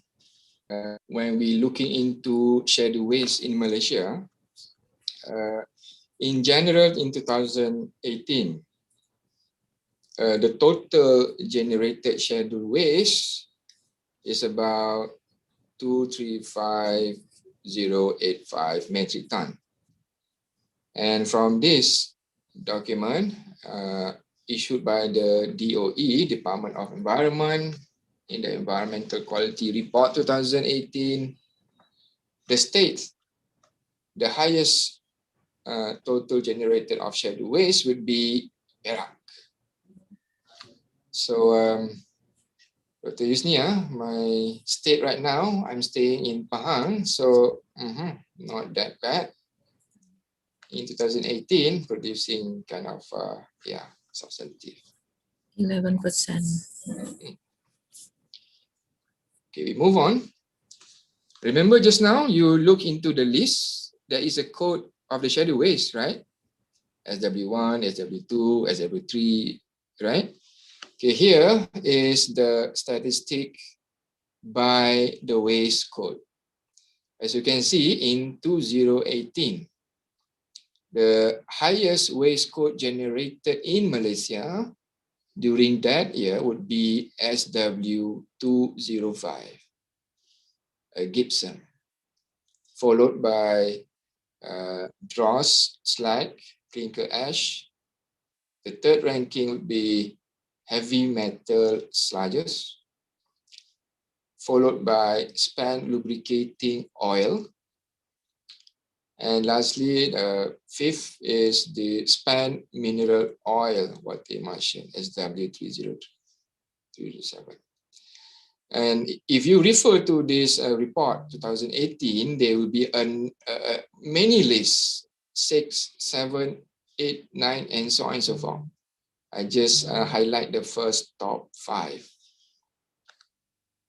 Moving on. If you try to look by industry in 2018, the highest industry that generate shadow waste in Malaysia in 2018 would be power plant, the first rank, followed by shadow waste treatment and disposal facility, chemical industry, water treatment plant, and workshop. So there are many others, number 6, 7, 8, 9, 10, and so on and so forth, but I just list up top 5. So you can get the general idea. In 2018, if you can see by industry, the top rank who generate waste, the most highest is power plant. Moving on, the trend 2011 to 2018. Okay, let us see the trend. You can focus on the light blue line here. The blue line here representing the total hazardous waste generated. So as you can see, not that bad if you compare from 2011 to 2018, the waste generated reducing for the past few years. So that means it's a good thing. So we really hope that when this year and further year, we're going to reduce it and try to minimize the waste generation. Okay, so before we going to end part 1, let us do a quiz online just to get some idea whether did you get some of the information that I just presented in part 1. So boleh Dr. Yusnia, we conduct a short online quiz? Ya, silakan. So let me stop sharing and share my Kahoot. I think majority of students right now are very familiar with Kahoot. So let's play Kahoot. Okay, there you go.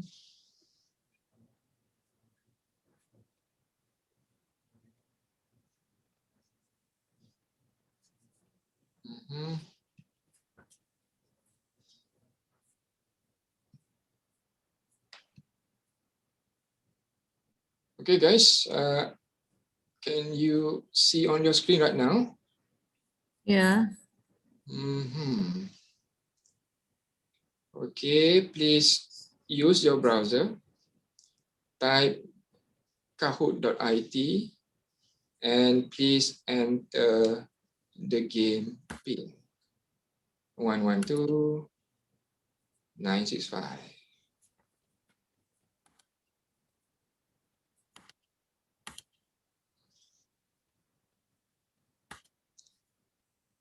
It is a very short one, consisting in total 10 questions.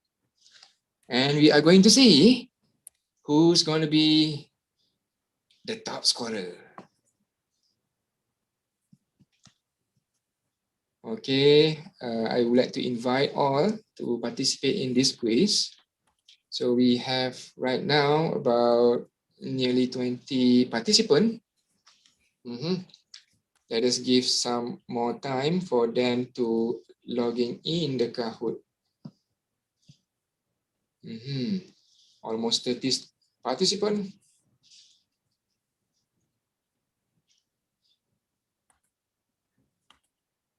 Okay, all please join for the quiz. Maybe we can see our participants from Indonesia and Malaysia and Cambodia. We'll try to compete. Okay, can we start the quiz now? Yeah. How many? Oh, 53. Still racing.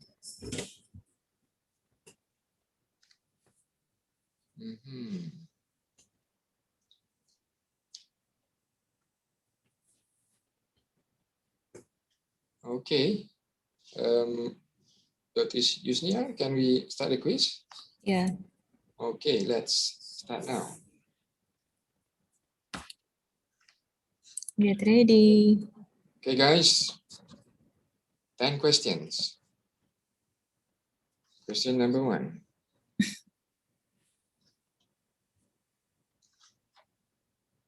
I'm not sure.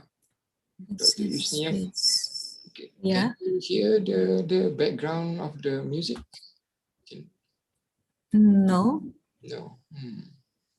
Okay.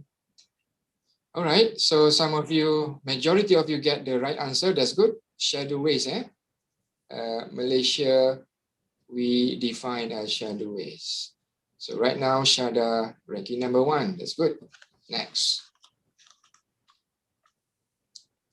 Which authority at the national level that control Universitas Diponegoro.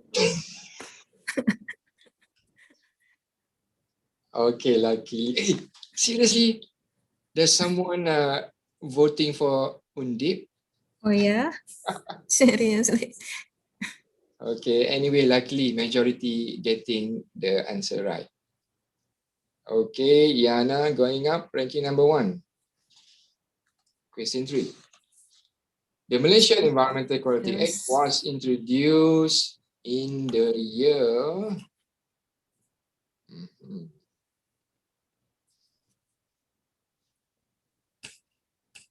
Very good. 1974. So far, majority having the right answer. That means okay lah, Dr. Yusnia? Yeah. You're listening very well. Congratulations to Chita. You are You number 1. haven't born on this year. You haven't born yet.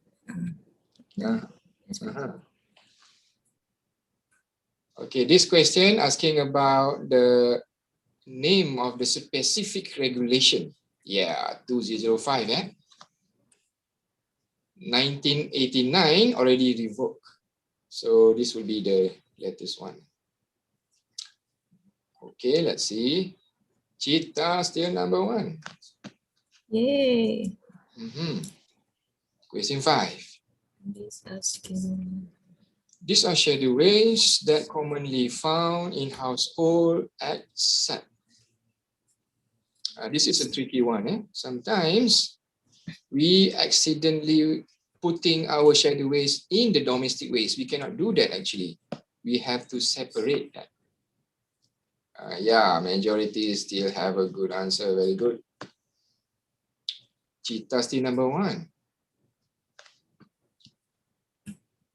Next question. In accordance to EQA 1974, shadow waste is defined as. Very good. Majority got it right. Any waste fall under the first schedule.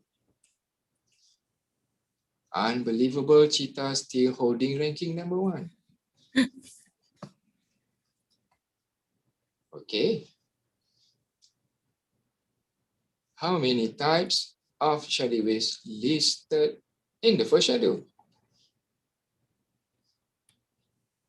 Oh, somehow you still got it wrong. It is 77 overall, total number of shadow waste in the first schedule. See that, Dr. Yusnia? Shada already ranking number 1 now. 8 question. Waste generator are responsible to manage their waste by conducting a proper inventory. Yep. If we go more detailed, inventory, you have to keep 3 years record. Shada still number 1. Second last question. Okay, we already discussed this in one of the slides. So what would be the answer? Majority still got it right. Oh, no. Only 8 people got it right. Yeah? Okay. Below than 5 years and fine below than 500,000.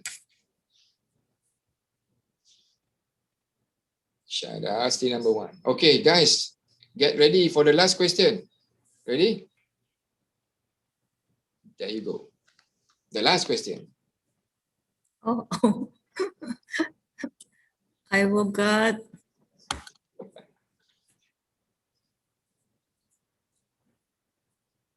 What is your moderator's name in this event?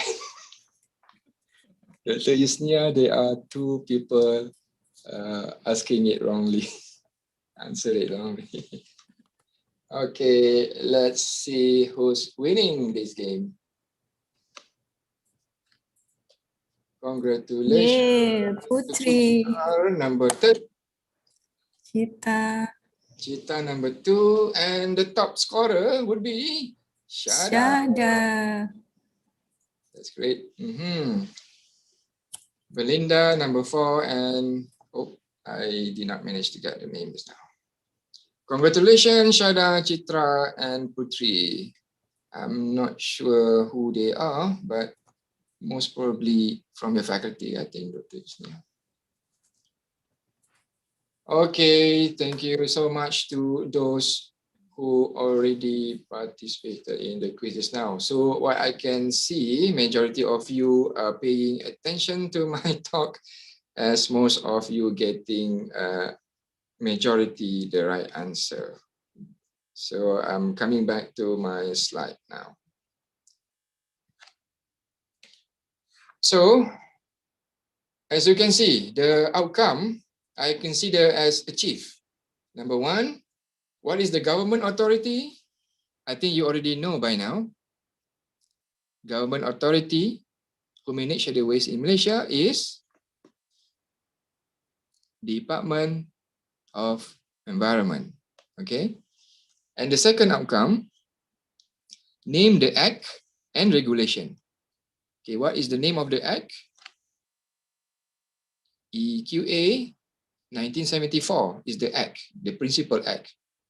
Environmental Quality Act 1974. And what about the regulation?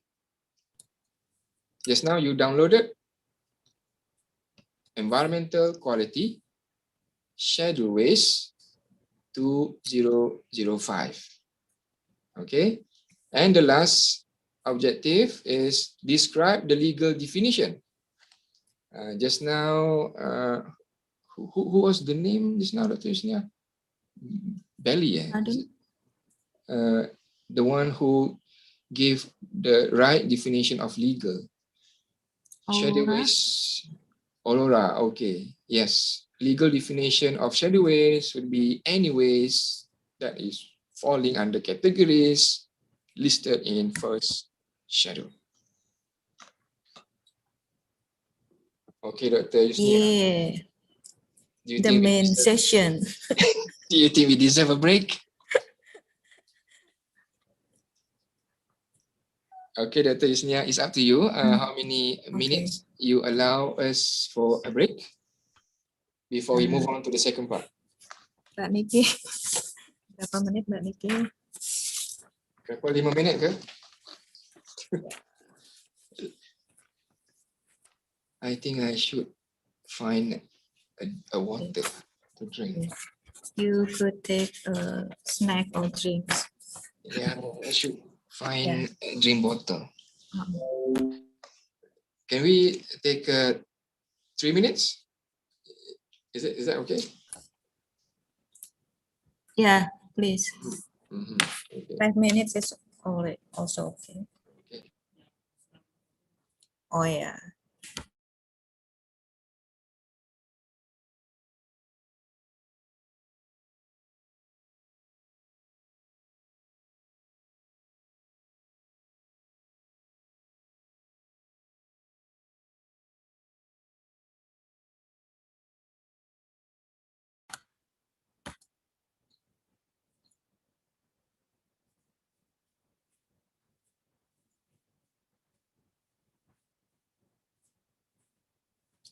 Okay, during this break, let's doing exercise to stretch, for stretching our body. That's a very good idea, Dr. Nia. Let's do some stretching.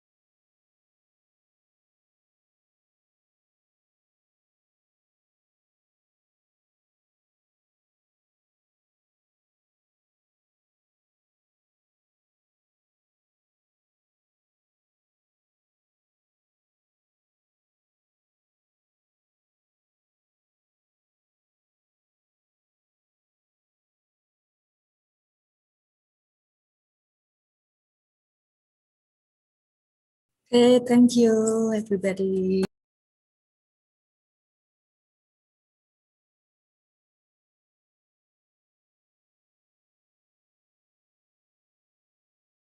Dr. Adam, where are you? Are you ready?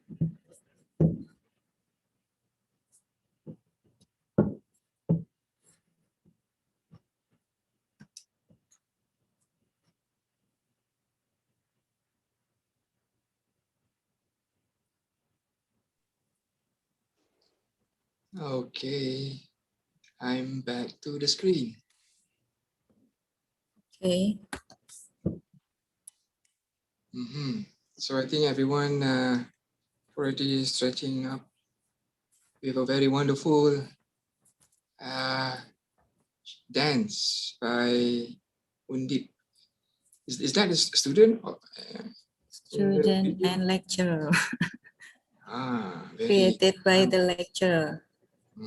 Very harmony. I like that dance. Maybe we should do that too here.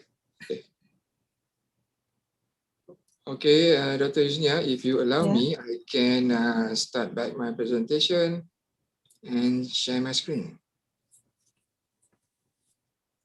Or maybe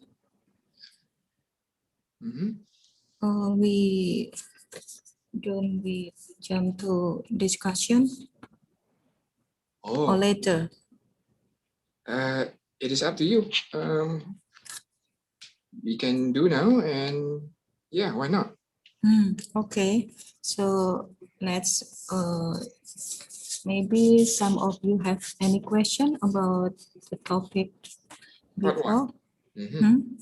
Please raise your hand or you can text in the chat box. Yeah. Please. I highly encourage everyone, those who having questions with regards to our part 1 just now, please, you can use your audio, use the chat box. Yeah. Any questions?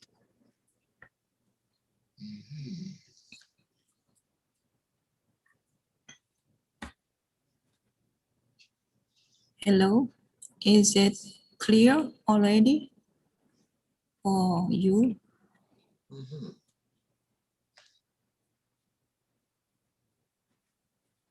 Okay, if there's no question, we could move to the next session. All right. Oh, there's a question from Anas. Rizwan. Do safety and health officers need to know all the laws? That's a very brilliant questions. That's good. Thank you so much to Saudara Anas Ridwan for asking the questions.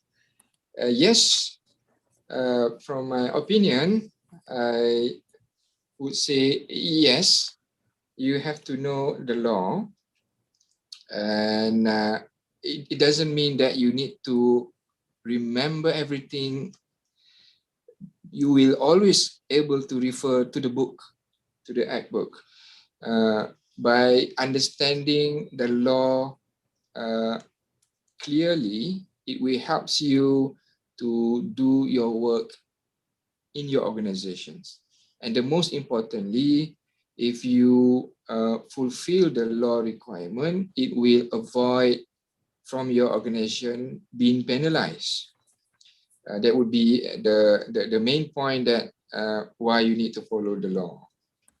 And to my other opinion is by complying the law, all of the law, it is a good thing, because as you know that the law is being formed is to protect the environment, protect the human life, and so on and so forth. So if you fulfill all of the laws, you will get pahala lah, in a way, because you are, try to prevent the pollution and so on and so forth. Yeah. I'm not sure about you, Dr. Yusnia. What do you think? Yeah, sure, because we have to maintain our environment. Okay, let's move to the next session if there is no other question. Okay, all right, we move on. And thank you once again to Saudara Anas. I think Saudara Anas from Malaysia. What do you think? Yeah, I think so. It's Rizwan. Okay, as you can see, we are going to go through a case study, Sungai Kim, which is very closely related with the scheduled waste. It's your student, actually. Oh, really? Yeah. Okay, thank you so much, Anas. Thank you.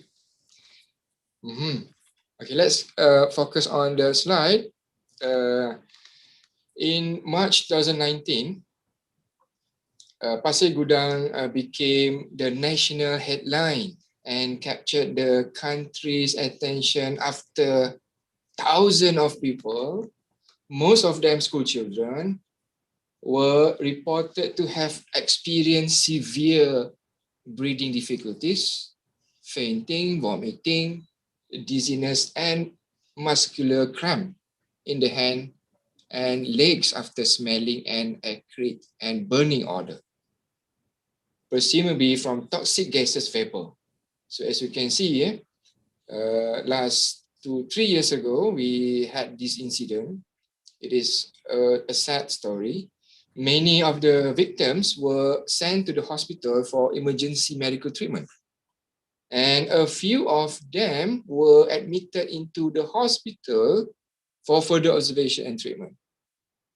Soon after the tragedy, an illegal chemical waste dumping was discovered. Dr. Yesnia, it is actually a chemical waste dumping illegally discovered at the nearby river Sungai Kim Kim. Sungai Kim Kim is a name of a river in Johor, the state of Johor, located at the most bottom part of Peninsular Malaysia, neighboring to Singapore. A major cleanup of the river was ordered by Department of Environment in order to stop any further emission of the toxic gases from the chemical waste.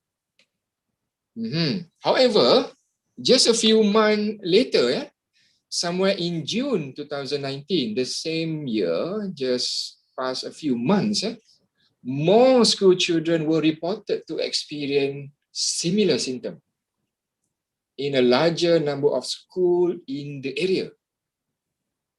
This time, no chemical dumping was detected because it had been cleaned up after the first incident.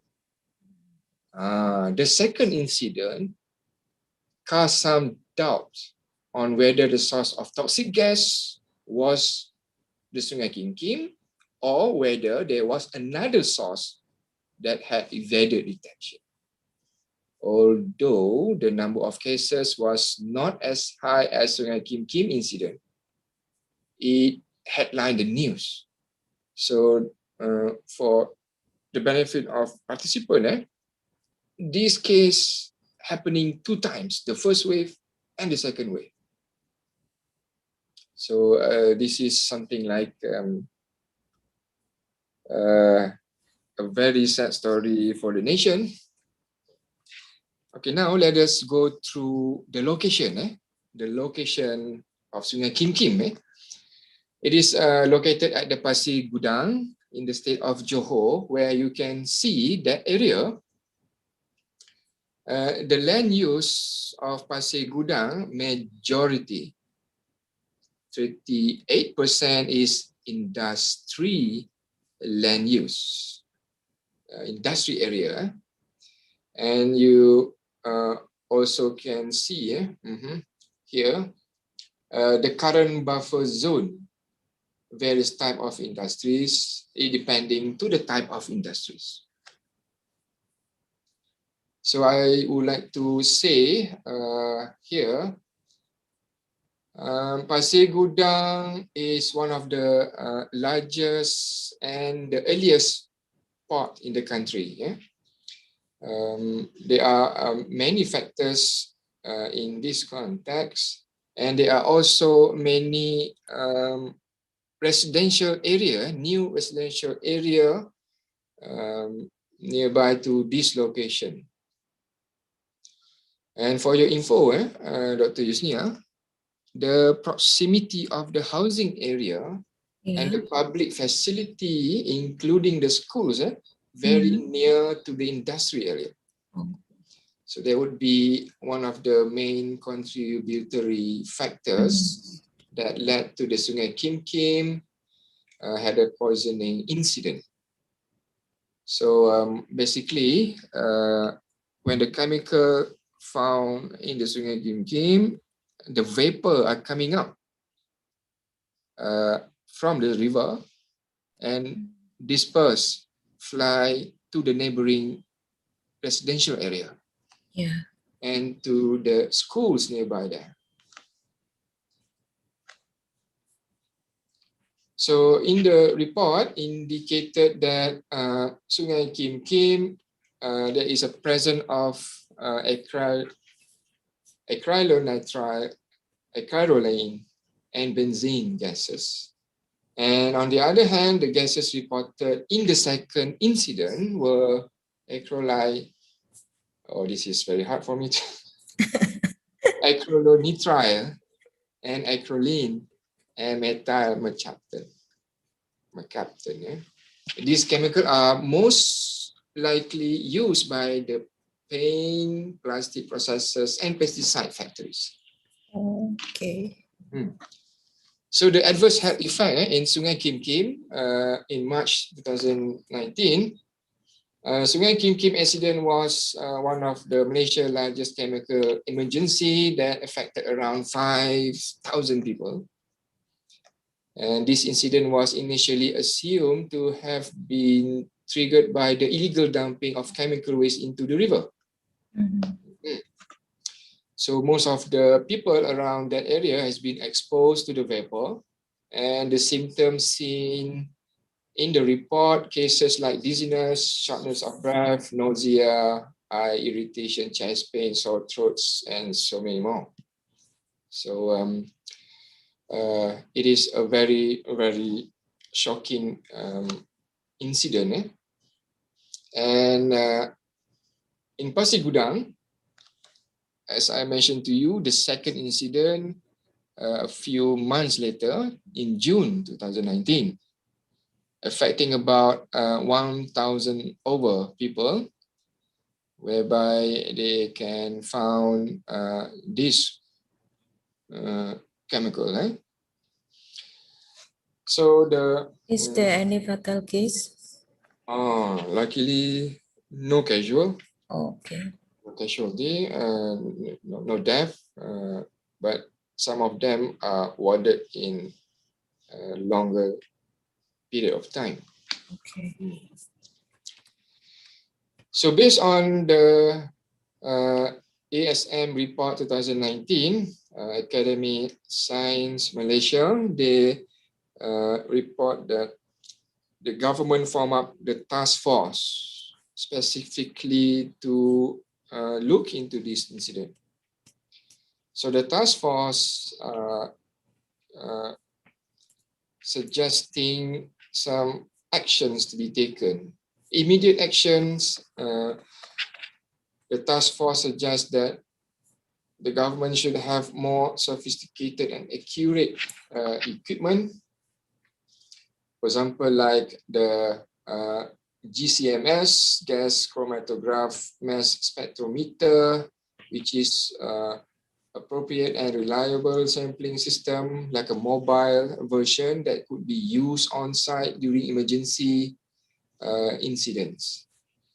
However, the instruments very high maintenance costs, and we also suggest that highly trained chemists and lab technicians should maintain and operate effectively.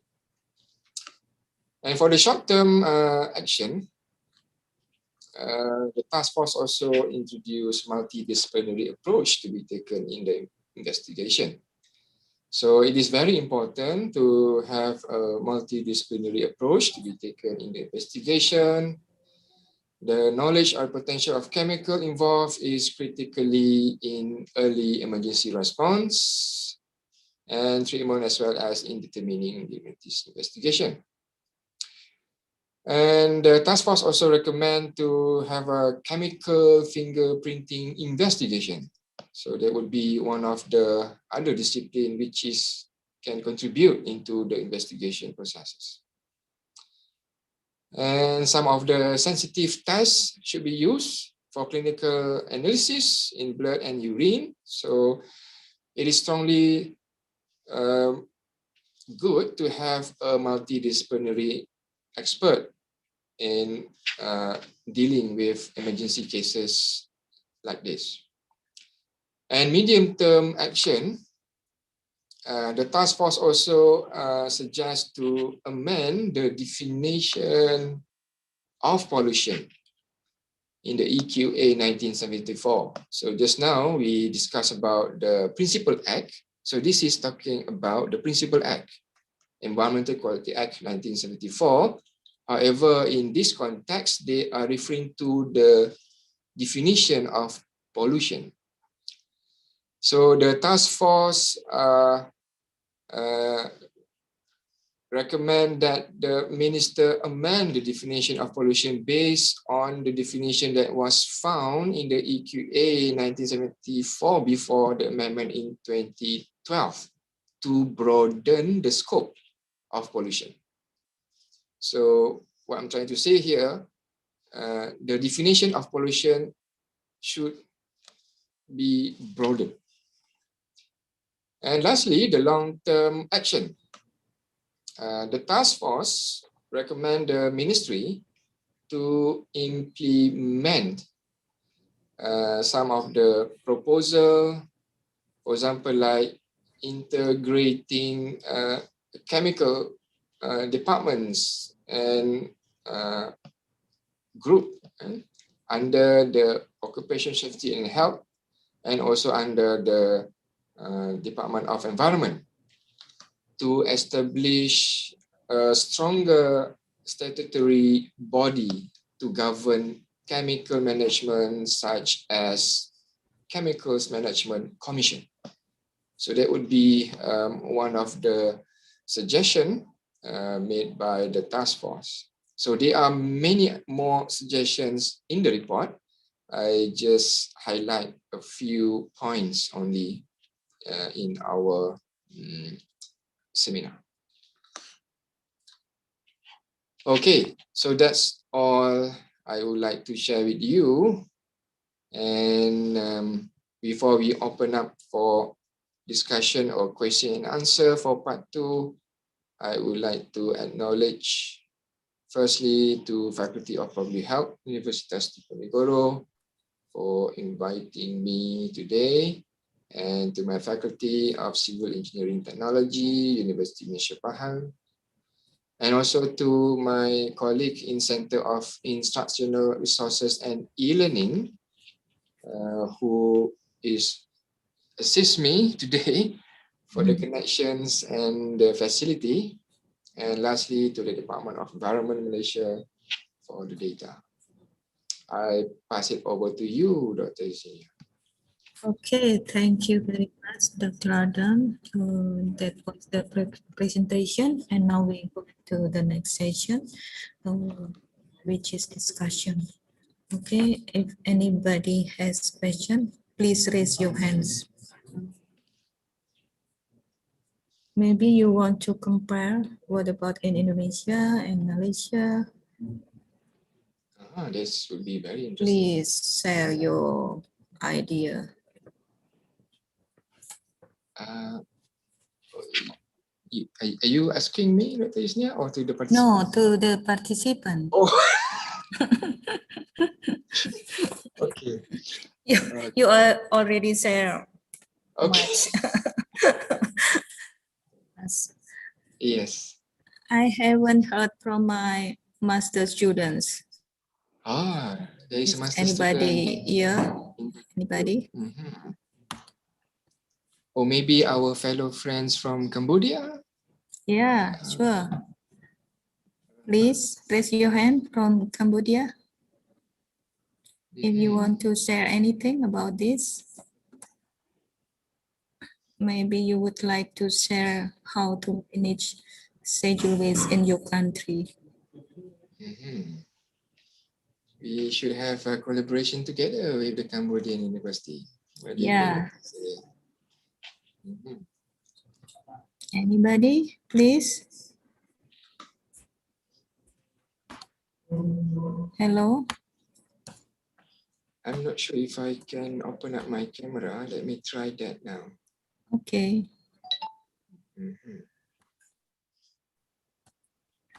Is my connection okay? Yeah. All right. Oh yeah, I should turn on my camera too. Okay. Okay, anybody, please you share your opinion, or maybe you have some question about our topic today. Anybody? I see there's Windy. She's my master student from Environmental Health. Yes, Windy. Do you want to share your opinion?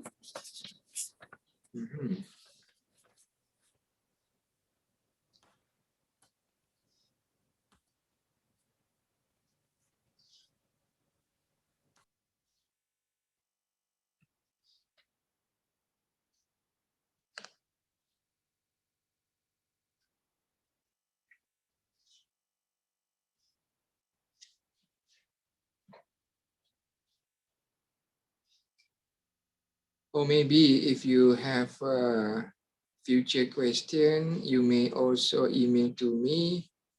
My address is adam@ump.edu.my.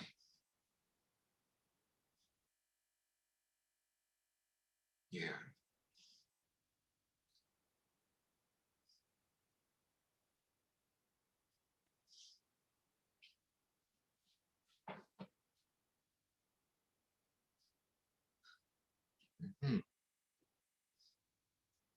Are we getting any question in the chat box?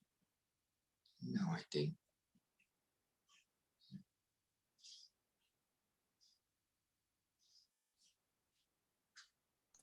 Not yet. Yang di YouTube ada mas. YouTube yang nanya-nanya question. Any? Okay. I guess. And yeah, anybody from Cambodia? Are you here? Please share your opinion.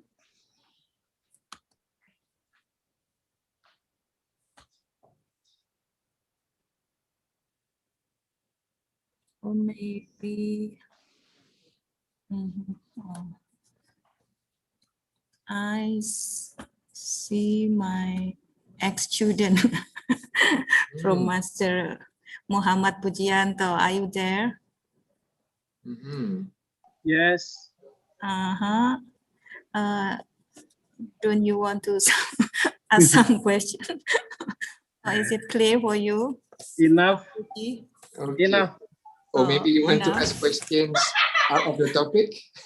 Yeah, he's now working at, what is in English, Kantor Kesehatan Pelabuhan. Wow, that's a very good job. At the port, Port Yeah. Authority. Or include airport too, port and airport. Pleased to meet you. Is it clear, all participants? Or maybe, Adul, you want to ask something?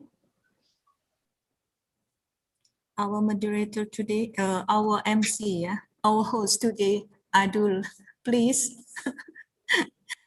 Not yet. No. I think good enough. Okay. Yeah. All right. Thank you, Mr. Adam. Thanks to you too. Dr. Adam, I want to ask something. Moderator. Yeah, because there's no one to ask you. Yeah, in Indonesia, we haven't separate the hazardous waste and domestic waste from household. What about in Malaysia? Okay, that's a very tricky. As you see in our quiz just now, one of the questions in the quiz, actually in our house, there are some of the waste which is considered as scheduled waste.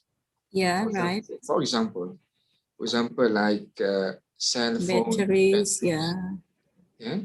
and aerosol, and maybe if you do some renovation of the house, there would be a paint left over or something like that. Yeah. So they would be considered as scheduled waste in Malaysia. But those waste is in our house. So basically, the normal practice when we throw out our kitchen waste, there will be a provided container in front of our house or at the back of our house. But that container is only for domestic waste, our kitchen waste. Yeah, right. And the local authority will pick that regularly in a week. So right now, what happened is in Malaysia, some of the citizens, they may don't have the awareness, or maybe they do not know that they are having shadow waste in the household. So from there, they might mixing together their hazardous waste into the domestic waste. And then it will end up at the domestic landfill. Yeah. So it is happening also in Malaysia. One of the effort that the Department of Environment did right now is to increase promoting the awareness. For example, like recycling e-waste. So there are some of the advertising, promotion brochures, talks, online activities, so on and so forth, to make the citizen aware that some of the electronic waste is considered as shadow waste, and they should separate from the domestic waste and send it to respective facility nearby to the resident area. And I believe it took time to change the behavior of the people to separate their waste, especially in the household waste. So I think it is also, we are sharing the same challenges with Indonesia, I believe, where the behavior need to be take time to change to the right behavior. Okay, but what about the government? Are they provide the facilities? That's a good question. The second question from moderator. Okay, I can say there are available facility around. However, limited to the city area. Those who are living in rural area having a difficulty to access. So for the time being, it is a matter of costing, it relates with planning between the city and also the rural area. So that would be another challenges to the government as well. Same problem with us. Yes. But we have much more citizens, much wider area. Yes, Indonesia are very, very huge. A lot of island. There's a question from Awan. Is radioactive waste considered scheduled waste? Yeah, that's right. For your info, there is a specific other act and regulation that covers radioactive. Let me rephrase that again. Under the Atomic Licensing Board, if I'm not mistaken, they have their specific regulation on that. So in this context, I must say that only 77 categories listed in the first schedule, there is only the shadow waste. I couldn't see radioactive waste. Maybe we should need to look more detail when we're talking about radioactive waste. So we should need to look into more detail, its characteristic, whether it falls under any of that 77 or not. If it falls under 77, yeah, it is a shadow waste. But to me, if you want to ask about a general radioactive waste, it is not falls under 2005. It falls under specific other section under Atomic Licensing Board. Okay, is it enough? We can move to the next question. Yes, you raise his hand. Please speak up. I think Dr. Isnia, after you ask me, then the rest asking me, starting to ask. Ibu Tuti, silakan. Okay, thank you, Dr. Yuniar. In question, Dr. Adam, my name is Tuti. I'm from Balai Laboratorium Kesehatan Semarang City. Okay, How is the impact of the environment in Malaysia with a lot of the personal protection equipment in this pandemic COVID-19 and how to handle it? Thank you so much, Madam Tuti, for the questions. When we're talking about the COVID-19 right now, yes, of course, it generates a lot of waste, especially in our hospital, clinics, and so on and so forth. So in that context, yes, hospital waste categorized under the shadow waste. In Malaysia, we have a management whereby the government appoint a concessionaire. What do I mean by that is a big company that specifically handle medical, clinical, and hospital waste. So in that context, those contractors, those concessionaire, that company will incinerate all medical, chemical, all medical, clinical, hospital waste, 100% they incinerate. And then the ashes will be sent to one specific landfill to cover, secure landfill to bury the ash. Yes, we have a very specific companies that covers all hospital clinics in Malaysia by region. So some company exclusively cover central region, and there will be another company exclusively covers southern, northern, and so on and so forth. Something like that. Okay, thank you. Yeah, thank you, Bu Tuti. Is also my my friend, my ex-student from bachelor degree until master degree. Dr. Tuti. Yeah. Okay, and then question from Anita, Malang State University.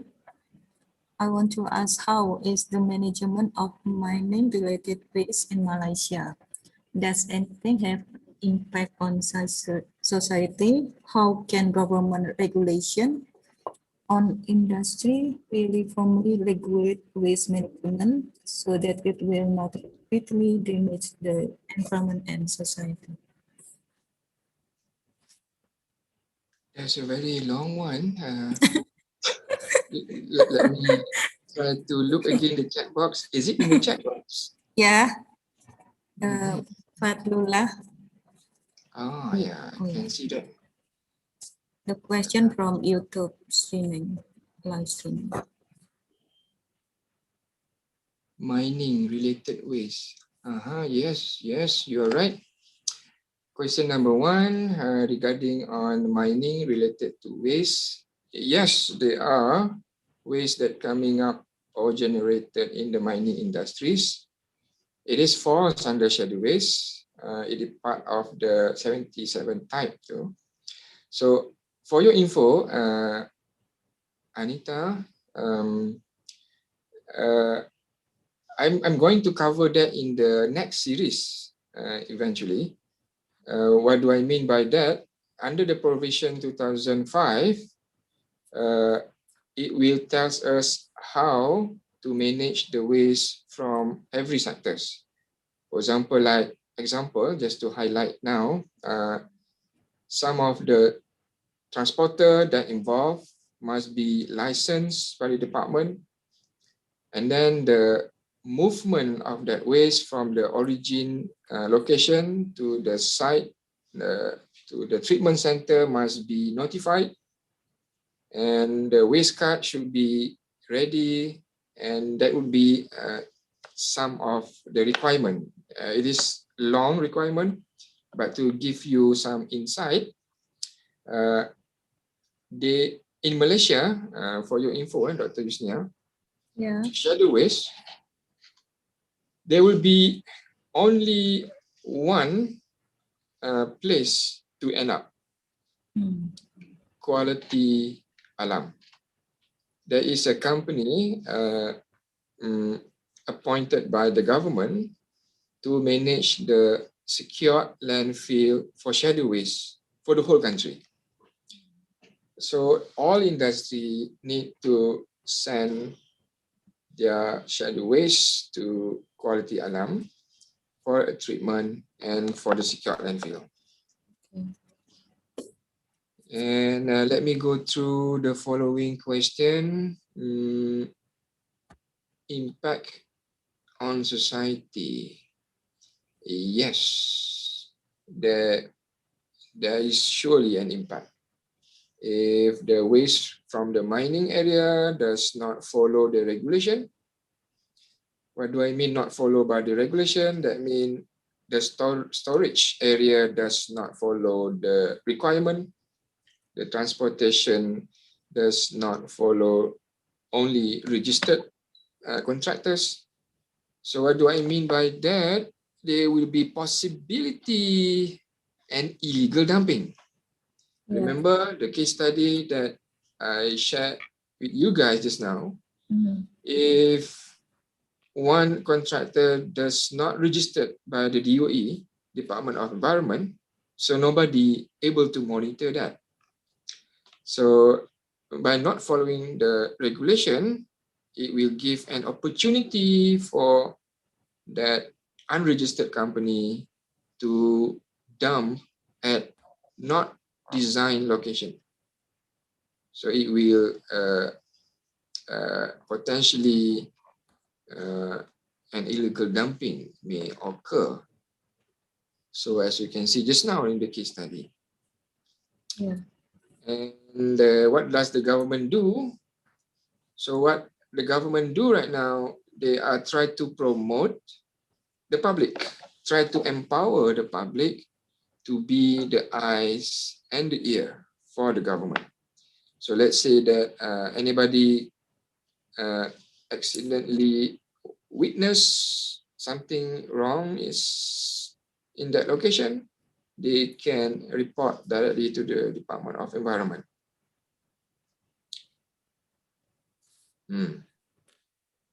Okay, is it enough? From Dr. Adam, enough from you? Yes, I think so.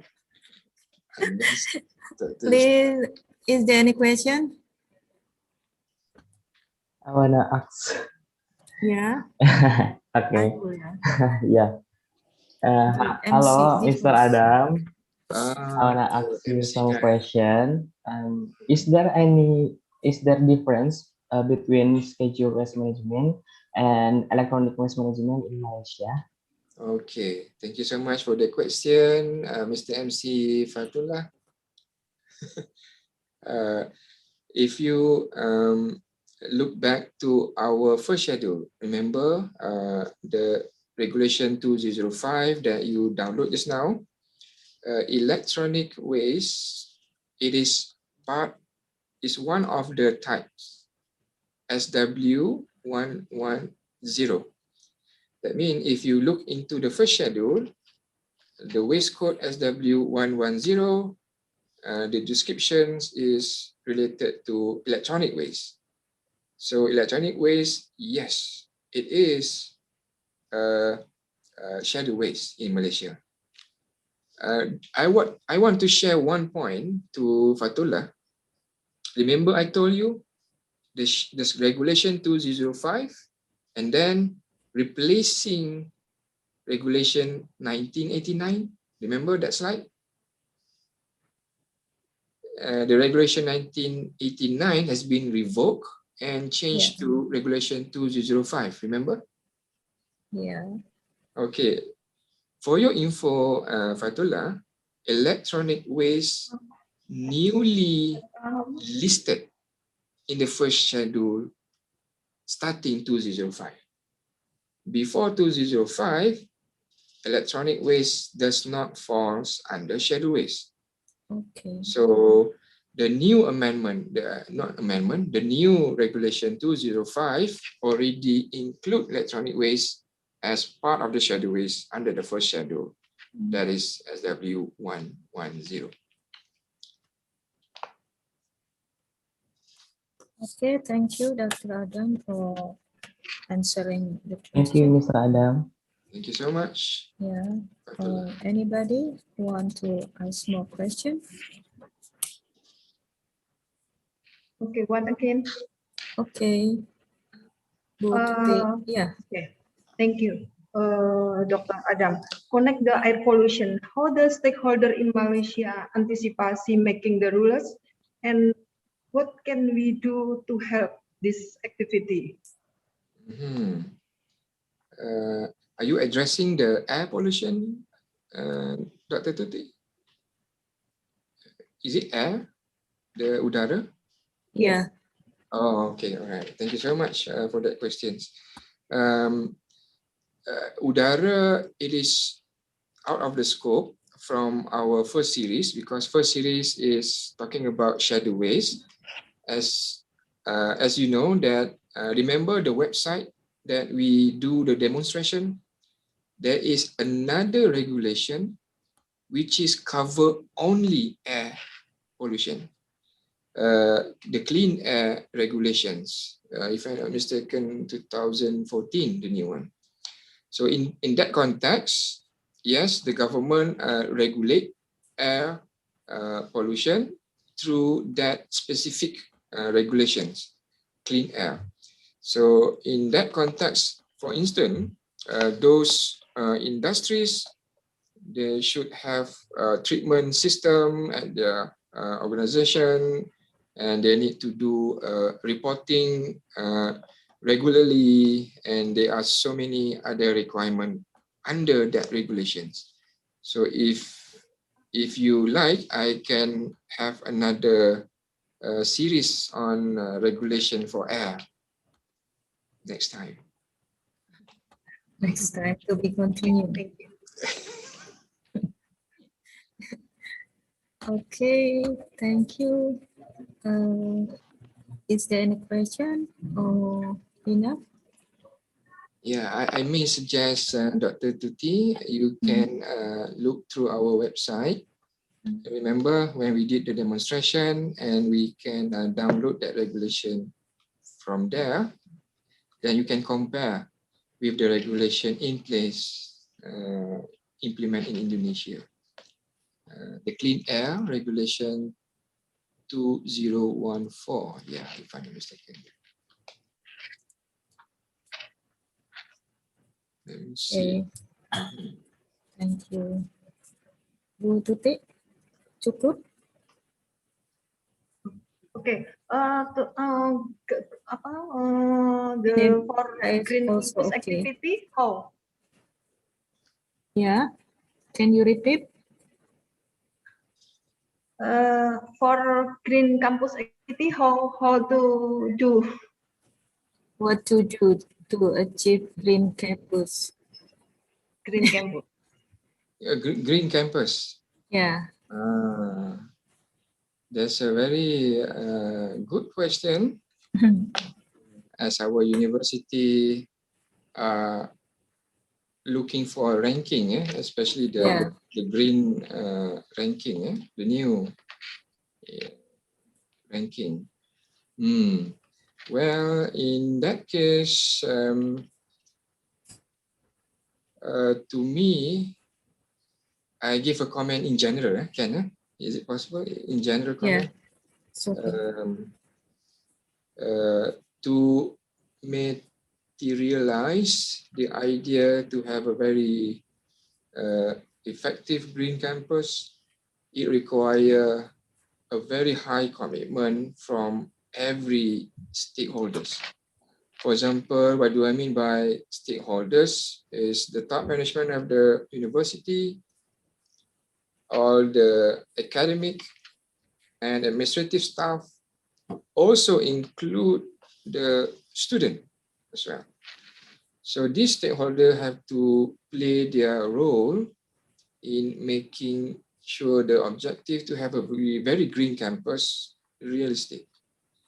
The point would be lies back to the requirement of the index of the ranking. So based on that, the university should have their strategy how to achieve that.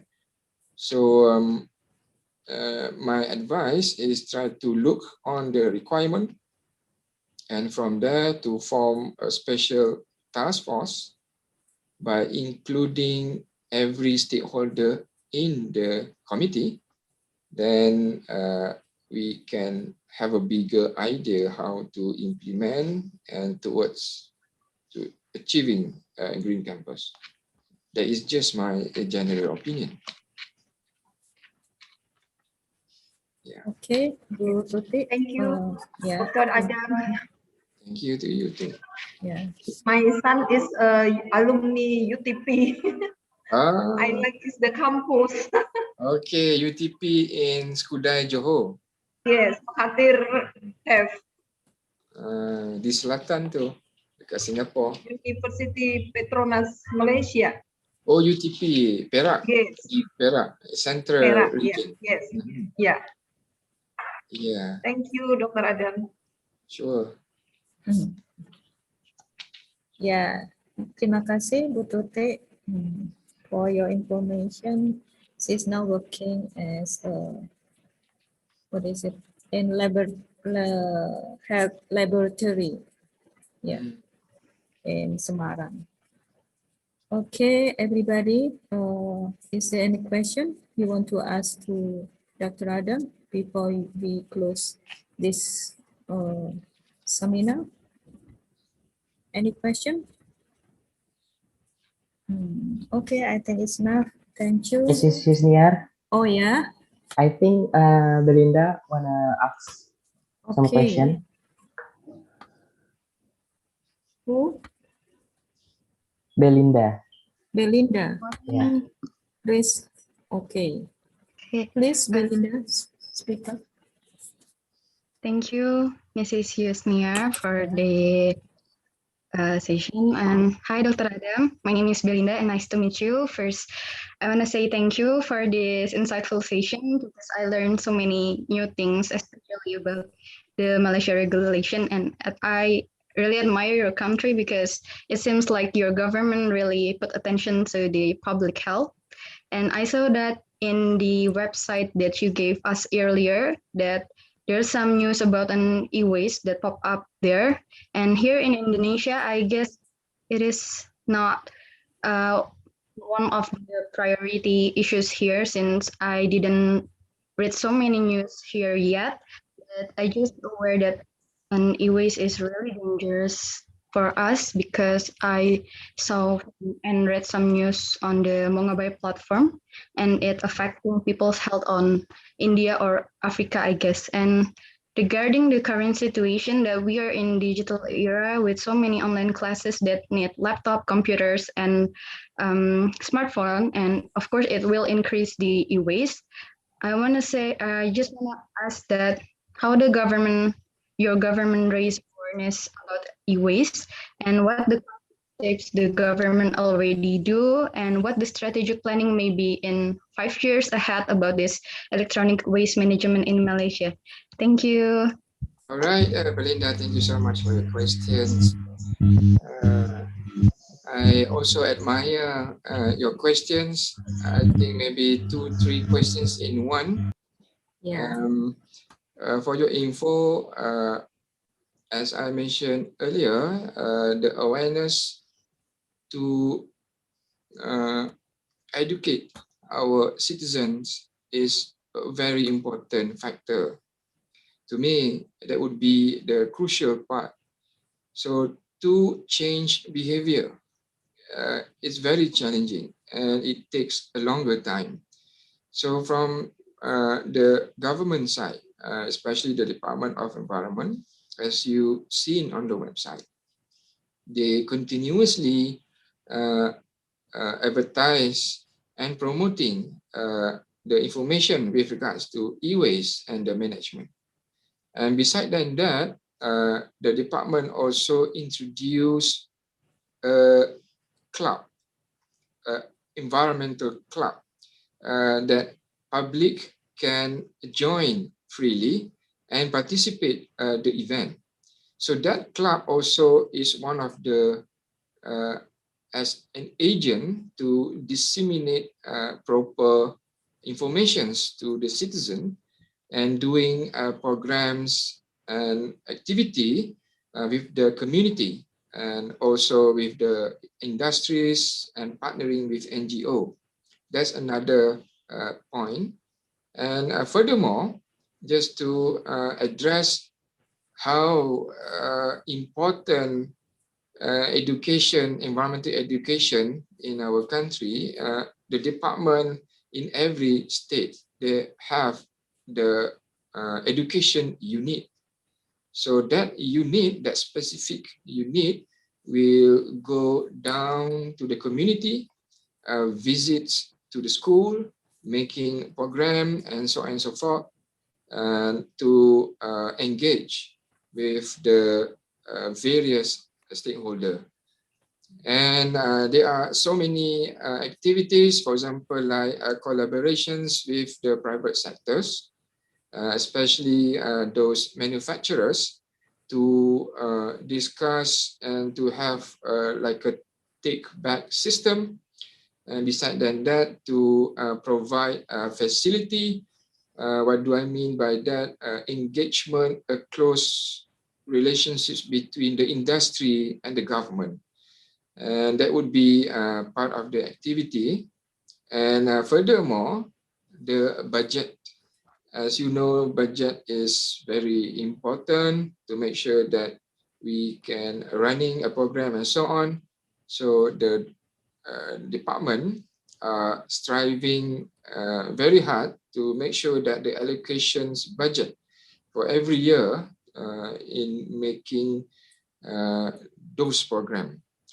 So that is just a few points that I would like to share with you, and there are many other points, but I think you get the overall idea. Okay, thank you very much, Dr. Adam. Thank you so much, Doctor, for the insight. Yeah. So I think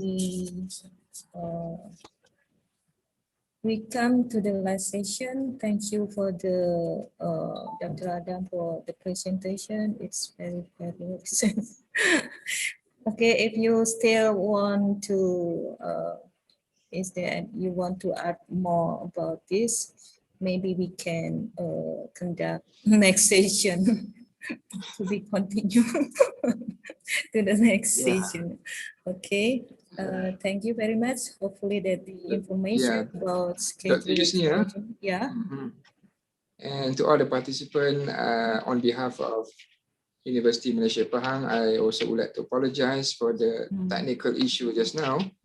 And just for your info that these few days we're having a very heavy rain in the East Coast area. So like just now, we had a very heavy rain. So probably the connections having some issues. Okay, it's okay. It's also happened here in Semarang. Now it's getting colder because it's raining right now. Okay, thank you very much, Dr. Adam. Thank you very much for the University of Malaysia Pahang, and hopefully that we can continue our agenda to the next activities. Maybe research or something like that. Okay. And now for closing, I would also to apologize if I have made mistaken, if anything happened in this session. And okay, I will turn back to Fadlullah. Assalamualaikum warahmatullahi wabarakatuh. Waalaikumsalam warahmatullahi wabarakatuh. Okay. Thank you, Mrs. Yusniar, for the conducting the discussion as well, and thank you to Mr. Mohammad Adam Adman, PhD, for the insight and knowledge. May all of us get the value and benefits from the lecture. After that, before we close today's seminar, we have to take picture for the second time. So yeah, to all participants, please turn on your camera, and we can take a picture together. Teman-teman dipersilakan untuk open your camera. Turn on your cam, please. Maybe we can compare before and after the Yeah. lecture. Exactly. Absolutely, yes.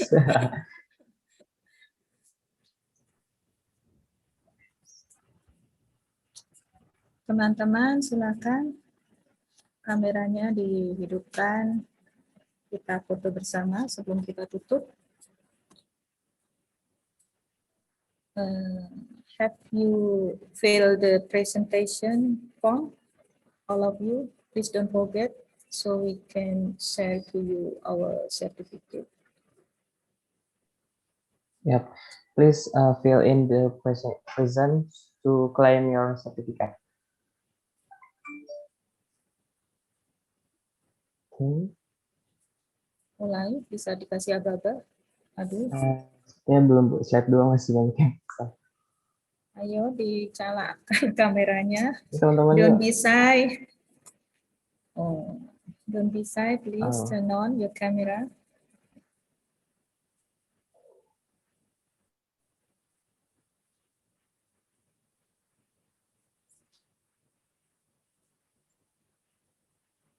Ayo. Come on, please. Ya, dimulai aja. Aduh. Oke. Aku akan aba-aba. Looking at the camera. 3, 2, 1. Cheers.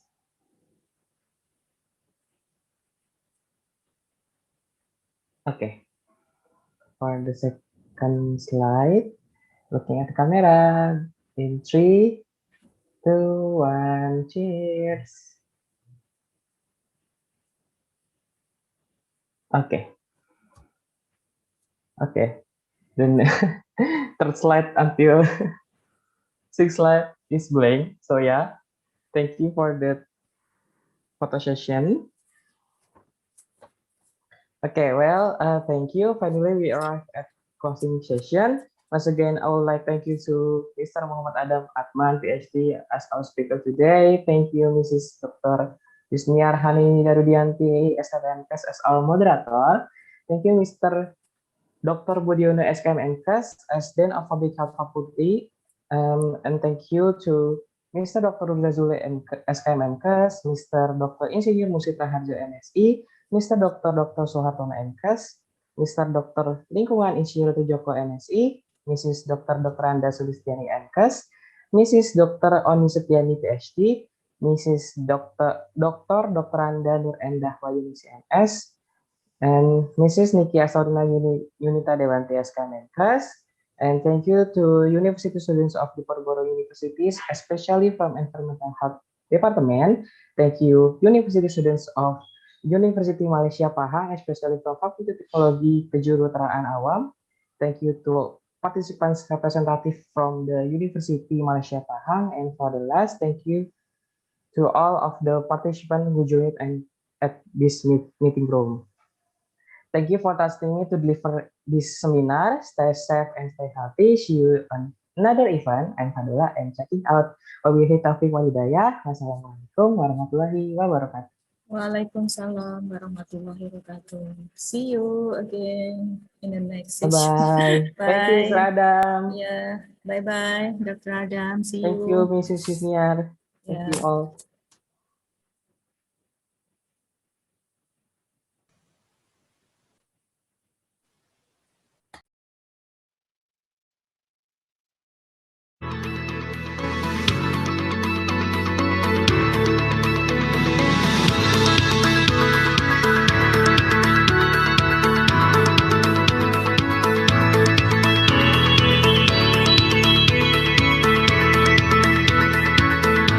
Diponegoro University has been moving ahead to be the best university in Indonesia by providing 13 faculties of undergraduate and postgraduate. Diponegoro University has graduated 300,000 qualified alumnus. Diponegoro University also establishes vocational schools to generate a ready-to-work alumnus.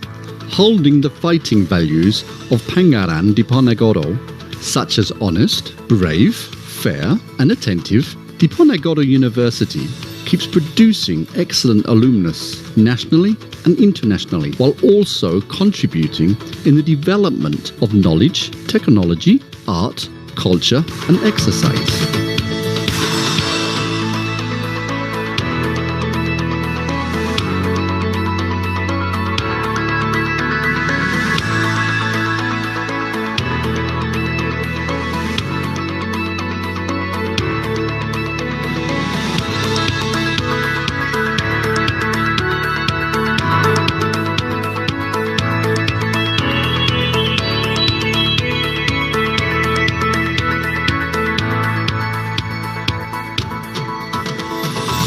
Diponegoro University now is a rising star. We have planned to become one of university in 500 world university rank. We have been continuously improving the supporting aspect such as regulation, facilities, financial system, bureaucracy management, information system, as well as quality of human resources, quality escalation of three Dharma perguruan tinggi is the primary target of UNIT by stimulating the downstream of research outcomes that can be beneficially implemented for the society. We are also keen to improve the quantity of national and international academic publication, as well as the number of doctorates and professors in Diponegoro University. Now, Diponegoro University has been improving in two important aspects of achievement: institutionally and student achievement. Diponegoro University has become a world-class university by being ranked 5th amongst almost 5,000 universities in Indonesia. Meanwhile, the students' achievement in both national and international scales of prestigious events are increasing.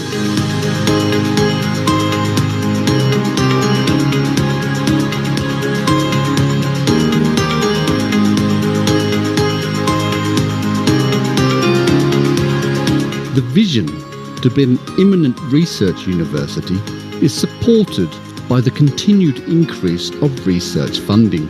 The total research and civil service funding in 2018 is 123.7 billion rupiah. It consists of PNBP, the National Competition Research Funding, and Collaboration Research Funding.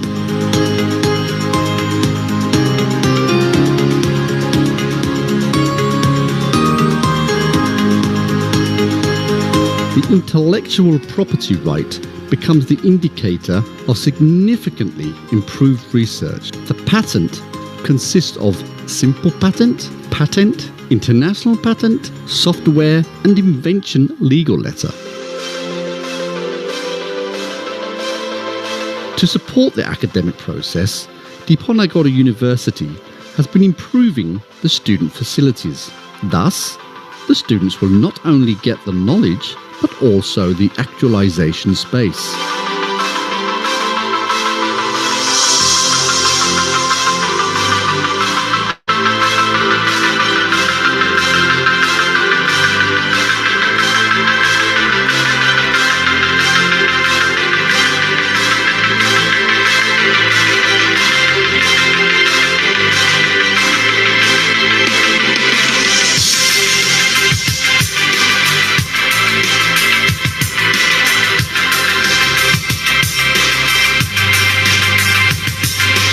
Academic service, Diponegoro University has built a central computerized system that includes the service for the online study plan and online registration.